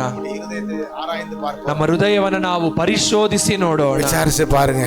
ನಾವು ಅದನ್ನ ಪರಿಶೋಧಿಸಿ ನೋಡೋಣ. என்கிட்ட என்ன விக்கிரக ஆராதனை ನಮ್ಮ இருக்குது? ಬಳಿಯಲ್ಲಿ ಯಾವ ವಿಗ್ರಹ ಆರಾಧನೆ, வெளியில யாருக்கும் தெரியாது. ಹೊರಗಡೆ ಯಾರಿಗೂ அது ತಿಳಿಯುವುದು. அடம்பிடிக்கிற குணமா இருக்கலாம், ಅದು ಆಟ ಹಿಡಿಯುವಂತ ಸ್ವಭಾವವಾಗಿರಬಹುದು. இல்ல பொருளாசையாகிய குணமா இருக்கலாம், ಇಲ್ಲ ವಸ್ತುವಿನ ಆಸೆ இல்ல ಆಗಿರುವ, பணாசையாகிய குணமா இருக்கலாம். ಹಣದ ಆಸೆ ಆಗಿರಬಹುದು. ஆனா விக்கிரக ஆராதனையோடு நம்ம போக முடியாது. ಆದ್ರೆ ವಿಗ್ರಹ ಆರಾಧನೆಯಿಂದ ನಾವು அந்நிய ಹೋಗುವುದಕ್ಕೆ தெய்வத்தை கையில வச்சுட்டு நம்ம போக முடியாது. ಅನ್ಯ ದೇವರುಗಳನ್ನ ಕೈಯಲ್ಲಿಟ್ಟುಕೊಂಡು ನಾವು அந்நிய ಹೋಗುವುದಕ್ಕೆ தெய்வத்தை நம்ம இருதயத்தில் வச்சுட்டு போக முடியாது. ಅನ್ಯ ದೇವರುಗಳನ್ನ ಹೃದಯದಲ್ಲಿ ಇಟ್ಟುಕೊಂಡು ನಾವು ಹೋಗುವುದಕ್ಕೆ அதே ಸಾಧ್ಯ. போல நம்ம பாவத்தை அறிக்கையிடணும். ನಾವು ನಮ್ಮ ಪಾಪಗಳನ್ನ ದೇವರ ಮುಂದೆ ಒಪ್ಪಿಕೊಳ್ಳಬೇಕು. நம்முடைய இருதயத்தை ஆண்டவர் சுத்தமாய் கழுவுறதுக்கு ஒப்பு கொடுக்கணும். ನಮ್ಮ ಹೃದಯವನ್ನ ದೇವರು ಶುದ್ಧಪಡಿಸುವಂತೆ ನಮ್ಮನ್ನು ಒಪ್ಪಿಸಿಕೊಡಬೇಕು. அதே போல ಅದೇ ರೀತಿಯಾಗಿ நம்முடைய சுபாவங்கள் மாறணும். ನಮ್ಮ ಸ್ವಭಾವಗಳು ಬದಲಾಗ நம்ம வேற பரிசுத்தமான நீதியில நிறைந்த ட்ரெஸ் நம்ம போடணும். ನಾವು ಪರಿಶುದ್ಧವಾದಂತ ನೀತಿಯಿಂದ ತುಂಬಲ್ಪಟ್ಟಂತ ವಸ್ತ್ರಗಳನ್ನು ಧರಿಸಿಕೊಳ್ಳಬೇಕು. அல்லேலூயா. ಹಲ್ಲೆಲೂಯಾ. ஆண்டவர் சமூகத்தில் ஜெபம் பண்ணுவோம். ದೇವರ ಸಮ್ಮುಖದಲ್ಲಿ ಪ್ರಾರ್ಥಿಸೋಣ. எல்லாரும் கடவுள் சமூகத்தில் ஜெபம் பண்ணுங்க. ಎಲ್ಲರೂ ದೇವರ ಸಮ್ಮುಖದಲ್ಲಿ ಪ್ರಾರ್ಥಿಸಿ. தேவ வீட்டிற்கு போகிற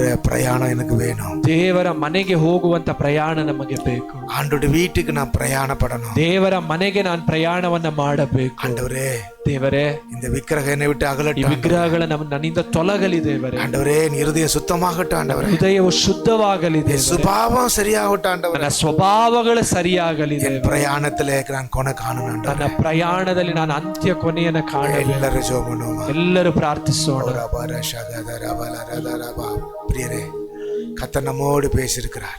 ದೇವರು ನಮ್ಮೊಂದಿಗೆ ಮಾತನಾಡಿದ್ದಾರೆ. தேவஜனமே, ದೇವಜನರೇ, பரிசுத்த ஆவியானவருக்கு நம்ம செவி கொடுப்போம். ಪವಿತ್ರಾತ್ಮನಿಗೆ ನಾವು ಕಿವಿಗೊಡೋಣ. இருதயத்தை கடினப்படுத்த வேண்டாம். ಹೃದಯವನ್ನ ಕಠಿಣಪಡಿಸಿಕೊಳ್ಳೋದು ಬೇಡ. அவர் நம்மை சுத்திகரிக்க வல்லவர். ಆತನು ನಮ್ಮನ್ನು ಶುದ್ಧೀಕರಿಸುವ, அவர் நம்மை சரிப்படுத்த வல்லவர். ದೇವರು ನಮ್ಮನ್ನು ಸರಿಪಡಿಸೋದಕ್ಕೆ, அவர் நம்மை பூரணமாக்க வல்லவர். ದೇವರು ನಮ್ಮನ್ನು ಪರಿಪೂರ್ಣಗೊಳಿಸುವುದಕ್ಕೆ ಶಕ್ತ. ஆண்டவரே சொல்லு, ஆண்டவரே என்னால முடியல ஏசையா. ದೇವರನ್ನ ನೋಡಿ ಹೇಳೋಣ, ದೇವರೇ இந்த ನನ್ನಿಂದ உலகத்துடைய ಸಾಧ್ಯವಿಲ್ಲ. வஞ்சகத்தை ஜெயிக்க முடியல ಈ ஆண்டவரே. ಲೋಕದ ವಂಚನೆಯನ್ನು ಜಯಿಸೋದಕ್ಕೆ ನನ್ನಿಂದ ಸಾಧ್ಯ ಇಲ್ಲ. தாவீது சொல்லுகிறார், ಆದ್ರೆ ದಾವೀದನು ಹೇಳುತ್ತಾನೆ, உம்மாலே ஒரு சேனைக்குள் பாய்வேன். ನಿಮ್ಮಿಂದ ನಾನೊಂದು ಸೈನ್ಯದೊಳಗೆ உம்மாலே ஒரு சேனைக்குள் பாய்வேன். ನಿಮ್ಮ ಮೂಲಕ ನಾನೊಂದು ಸೈನ್ಯದೊಳಗೆ உம்மாலே ஒரு மதிலை தாண்டுவேன். ನಿಮ್ಮ ಮೂಲಕ ನಾನೊಂದು ಗೋಡೆಯನ್ನು ನೆಗೆಯುತ್ತೇನೆ. இயேசு கிறிஸ்துவினாலே எல்லாவற்றையும் செய்ய எனக்கு பலன் உண்டு. ಯೇಸು ಕ್ರಿಸ್ತನ ಮೂಲಕವಾಗಿ ಎಲ್ಲವನ್ನ ಮಾಡುವುದಕ್ಕೆ ನನಗೆ ಶಕ್ತಿ பரிசுத்த ಉಂಟು. ஆவியானவர் நம்மை பலப்படுத்துவார். ಪವಿತ್ರಾತ್ಮನು ನಮ್ಮನ್ನು இந்த ಬಲಪಡಿಸುತ್ತಾನೆ. விக்கிரகத்தை நம்மை விட்டு விலக்கும்படி பலப்படுத்துவார். ತೊಲಗಿಸುವಂತೆ நம்முடைய ಬಲಪಡಿಸುತ್ತಾನೆ. இருதயத்தை சுத்திகரிக்க, பாவத்தை அறிக்கை செய்வதற்கு நம்மை பலப்படுத்துவார். ಹೃದಯವನ್ನು ಶುದ್ಧಿಪಡಿಸುವಂತೆ, ಪಾಪವನ್ನು ಅರಿಕೆ ಮಾಡುವಂತೆ ಸಹಾಯ ಮಾಡುತ್ತಾನೆ. நம்முடைய குணங்கள் மாற்றப்படுவதற்கு தேவன் நமக்கு உதவி ನಮ್ಮ செய்வார். ಸ್ವಭಾವಗಳು ಬದಲಾಯಿಸಲ್ಪಡುವಂತೆ ದೇವರು ಸಹಾಯ நம்முடைய ಮಾಡುತ್ತಾನೆ. பிரயாணம் மகிமையா இருக்கும்படி உதவி ನಮ್ಮ செய்வார். ಪ್ರಯಾಣವು ಮಹಿಮೆಯಾಗಿರುವಂತೆ ದೇವರು ಸಹಾಯ ಮಾಡುತ್ತಾನೆ. ஹல்லேலூயா. ஹல்லேலூயா. எல்லாரும் ஜெபம் பண்ணுவோம். ನಾವೆಲ್ಲರೂ ஹல்லேலூயா. ಪ್ರಾರ್ಥಿಸೋಣ. ஹல்லேலூயா. ஹல்லேலூயா. சீசன் என்பவன் குருவை போலவே, சீசன் என்பவன் குருவை போலவே தனக்காய் வாழாமல் தன்னையும் தருவானே. தனக்காய் வாழாமல் தன்னையும் தருவானே. பரலோக சிந்தையே கொண்டு உமக்கா பணி செய்வேன் நான் அனுதினமும். பரலோக சிந்தையே செய்வேன் நான் அனுதினமும். ஹalleluya ஹalleluya ஹalleluya ஹalleluya ஹalleluya ஹalleluya ஹalleluya ஹalleluya. இயேசு தாங்குவார், இயேசு தாங்குவார், அவரே சுமப்பார், ஒருபோதும் கைவிடவே மாட்டார். இயேசு தாங்குவார், அவரே சுமப்பார், ஒருபோதும் கைவிடவே மாட்டார். ஹalleluya ஹalleluya ஹalleluya ஹalleluya.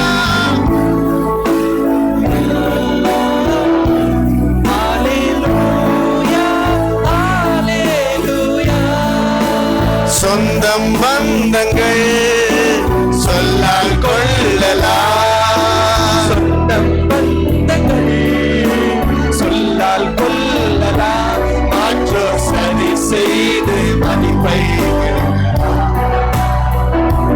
மாற்றோர் சதி செய்து மதிப்பை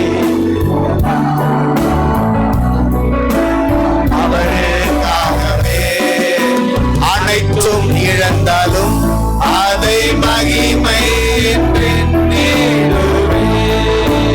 அவருக்காகவே அவருக்காகவே அனைத்தும் இழந்தாலும் அதை மகிமை என்று எண்ணிடுவேன். ஹalleluya ஹalleluya ஹalleluya ஹalleluya ஹalleluya. இயேசு தாங்குவார், அவரே சுமப்பார், ஒருபோதும் கைவிடவே மாட்டார். இயேசு தாங்குவார், அவரே சுமப்பார், ஒருபோதும் கைவிடவே மாட்டார்.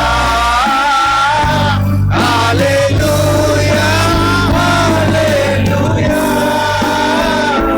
ஹalleluya ஹalleluya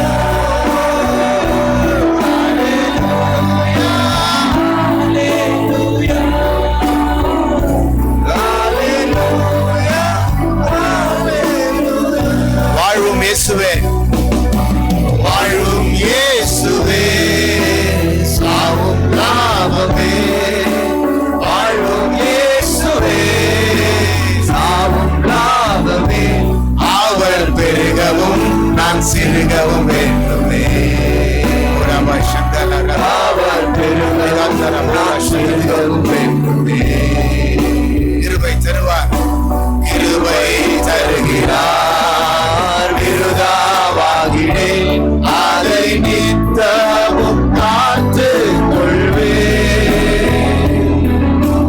கிருபை தருகிறார், விருதாவாகிடேன் அதை நித்தமும் காத்து கொள்வேன். ஹalleluya ஹalleluya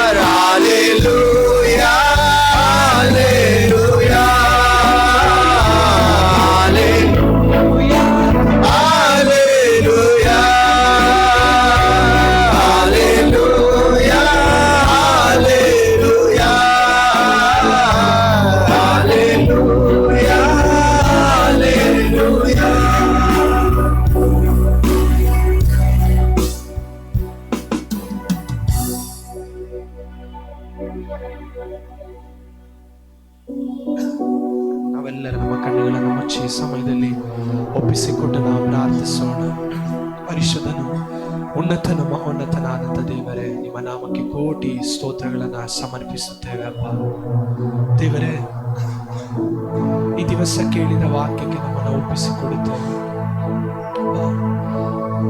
ಯಾಕೋಬನು ಹೇಳುತ್ತಾರೆ, ಯಾಕೋಬನಿಗೆ ನೀವು ಜ್ಞಾಪಕಕ್ಕೆ ತಂದು ನಾನು ನಿನ್ನನ್ನು ಸಂದರ್ಶಿಸಿದ ಸ್ಥಳಕ್ಕೆ ಬೆತೇಲಿಗೆ ನೀನು ಹೊರಟು ಹೋಗು ಎಂಬುದಾಗಿ ಹೇಳುವಾಗ, ದೇವರ ಯಾಕೋಬನ ಜನರ ಬಳಿಯಲ್ಲಿ ಕೇಳುವಾಗ ವಾಕ್ಯ ಹೇಳುತ್ತೆ, ಅವರು ತಮ್ಮಲ್ಲಿದ್ದಂಥ ಎಲ್ಲ ವಿಗ್ರಹಗಳನ್ನ ಒಪ್ಪಿಸಿಕೊಟ್ಟರು ಎಂಬುದಾಗಿ. ಅಪ್ಪ, ಈ ದಿವಸದಲ್ಲಿ ದೇವರ ಆತ್ಮನ ನಮ್ಮನ್ನು ನೋಡಿ ನಮ್ಮನ್ನು ಕೇಳುತ್ತಿರುವಂಥ ವಿಷಯಗಳ ಸಂಗತಿಗಳು ಯಾವುವು ಅದಕ್ಕೆ ನಮ್ಮನ್ನು ನಾವು ಒಪ್ಪಿಸಿಕೊಡುತ್ತೇವೆ. ದೇವರೇ, ನಮ್ಮಲ್ಲಿರುವಂಥ ಕೊರತೆಗಳು, ಬಲಹೀನತೆಗಳು, ದೇವರ ವಿಗ್ರಹ ಆರಾಧನೆಗೆ ಸಮಾನವಾಗಿರುವಂಥ ಸ್ವಭಾವಗಳನ್ನು ದೇವರ ಮುಂದೆ ನಾವು ಒಪ್ಪಿಕೊಳ್ಳುತ್ತೇವೆ ಅಪ್ಪ, ಅರಿಕೆ ಮಾಡುತ್ತೇವೆ. ಅದನ್ನು ಈ ದಿವಸಕ್ಕೆ ನಾವು ತೊರೆದು ಬಿಡುವಂತೆ, ನಮ್ಮಿಂದ ತೊಲಗಿಸುವಂತೆ, ನಮ್ಮಿಂದ ಕಳಚಿ ಬಿಡುವಂತೆ ದೇವರೇ ನೀವು ಸಹಾಯ ಮಾಡ್ರಿ ಎಂಬುದಾಗಿ ನಾವು ಬೇಡುತ್ತೇವೆ. ಲೋಕದ ವಿಷಯಗಳ ದೇವರೇ ನಮ್ಮನ್ನು ಹೆಚ್ಚಾಗಿ ಆಳ್ವಿಕೆ ಮಾಡಿ ದೇವರೇ ನಮ್ಮನ್ನು ಸೋಲಿನ ಸುಳಿಯಲ್ಲಿ ಸಿಲುಕಿಸುವಂತೆ ದೇವರೇ ನಮಗೆ ವಿರುದ್ಧವಾಗಿ ನಿಂತರೂ ಕೂಡ ದೇವರೇ ನಿಮ್ಮ ಸಹಾಯವನ್ನು ನಾವು ಎದುರು ನೋಡುತ್ತೇವೆ. ನಮ್ಮಿಂದ ಅದನ್ನು ಜಯಿಸೋದಕ್ಕೆ ಸಾಧ್ಯವಿಲ್ಲಪ್ಪ. ಪ್ರಯತ್ನಿಸಿ ನಾವು ಸೋತಿದ್ದೇವೆ.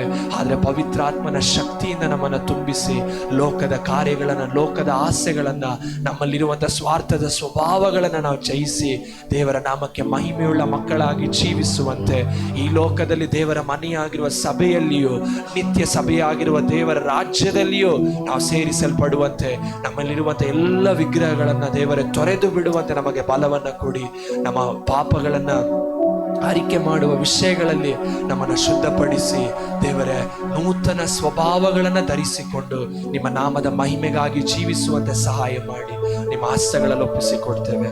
ಯೇಸುವಿನ ನಾಮದಲ್ಲಿ ಪ್ರಾರ್ಥಿಸ್ತೇವೆ ತಂದೆಯೇ, ಆಮೆನ್.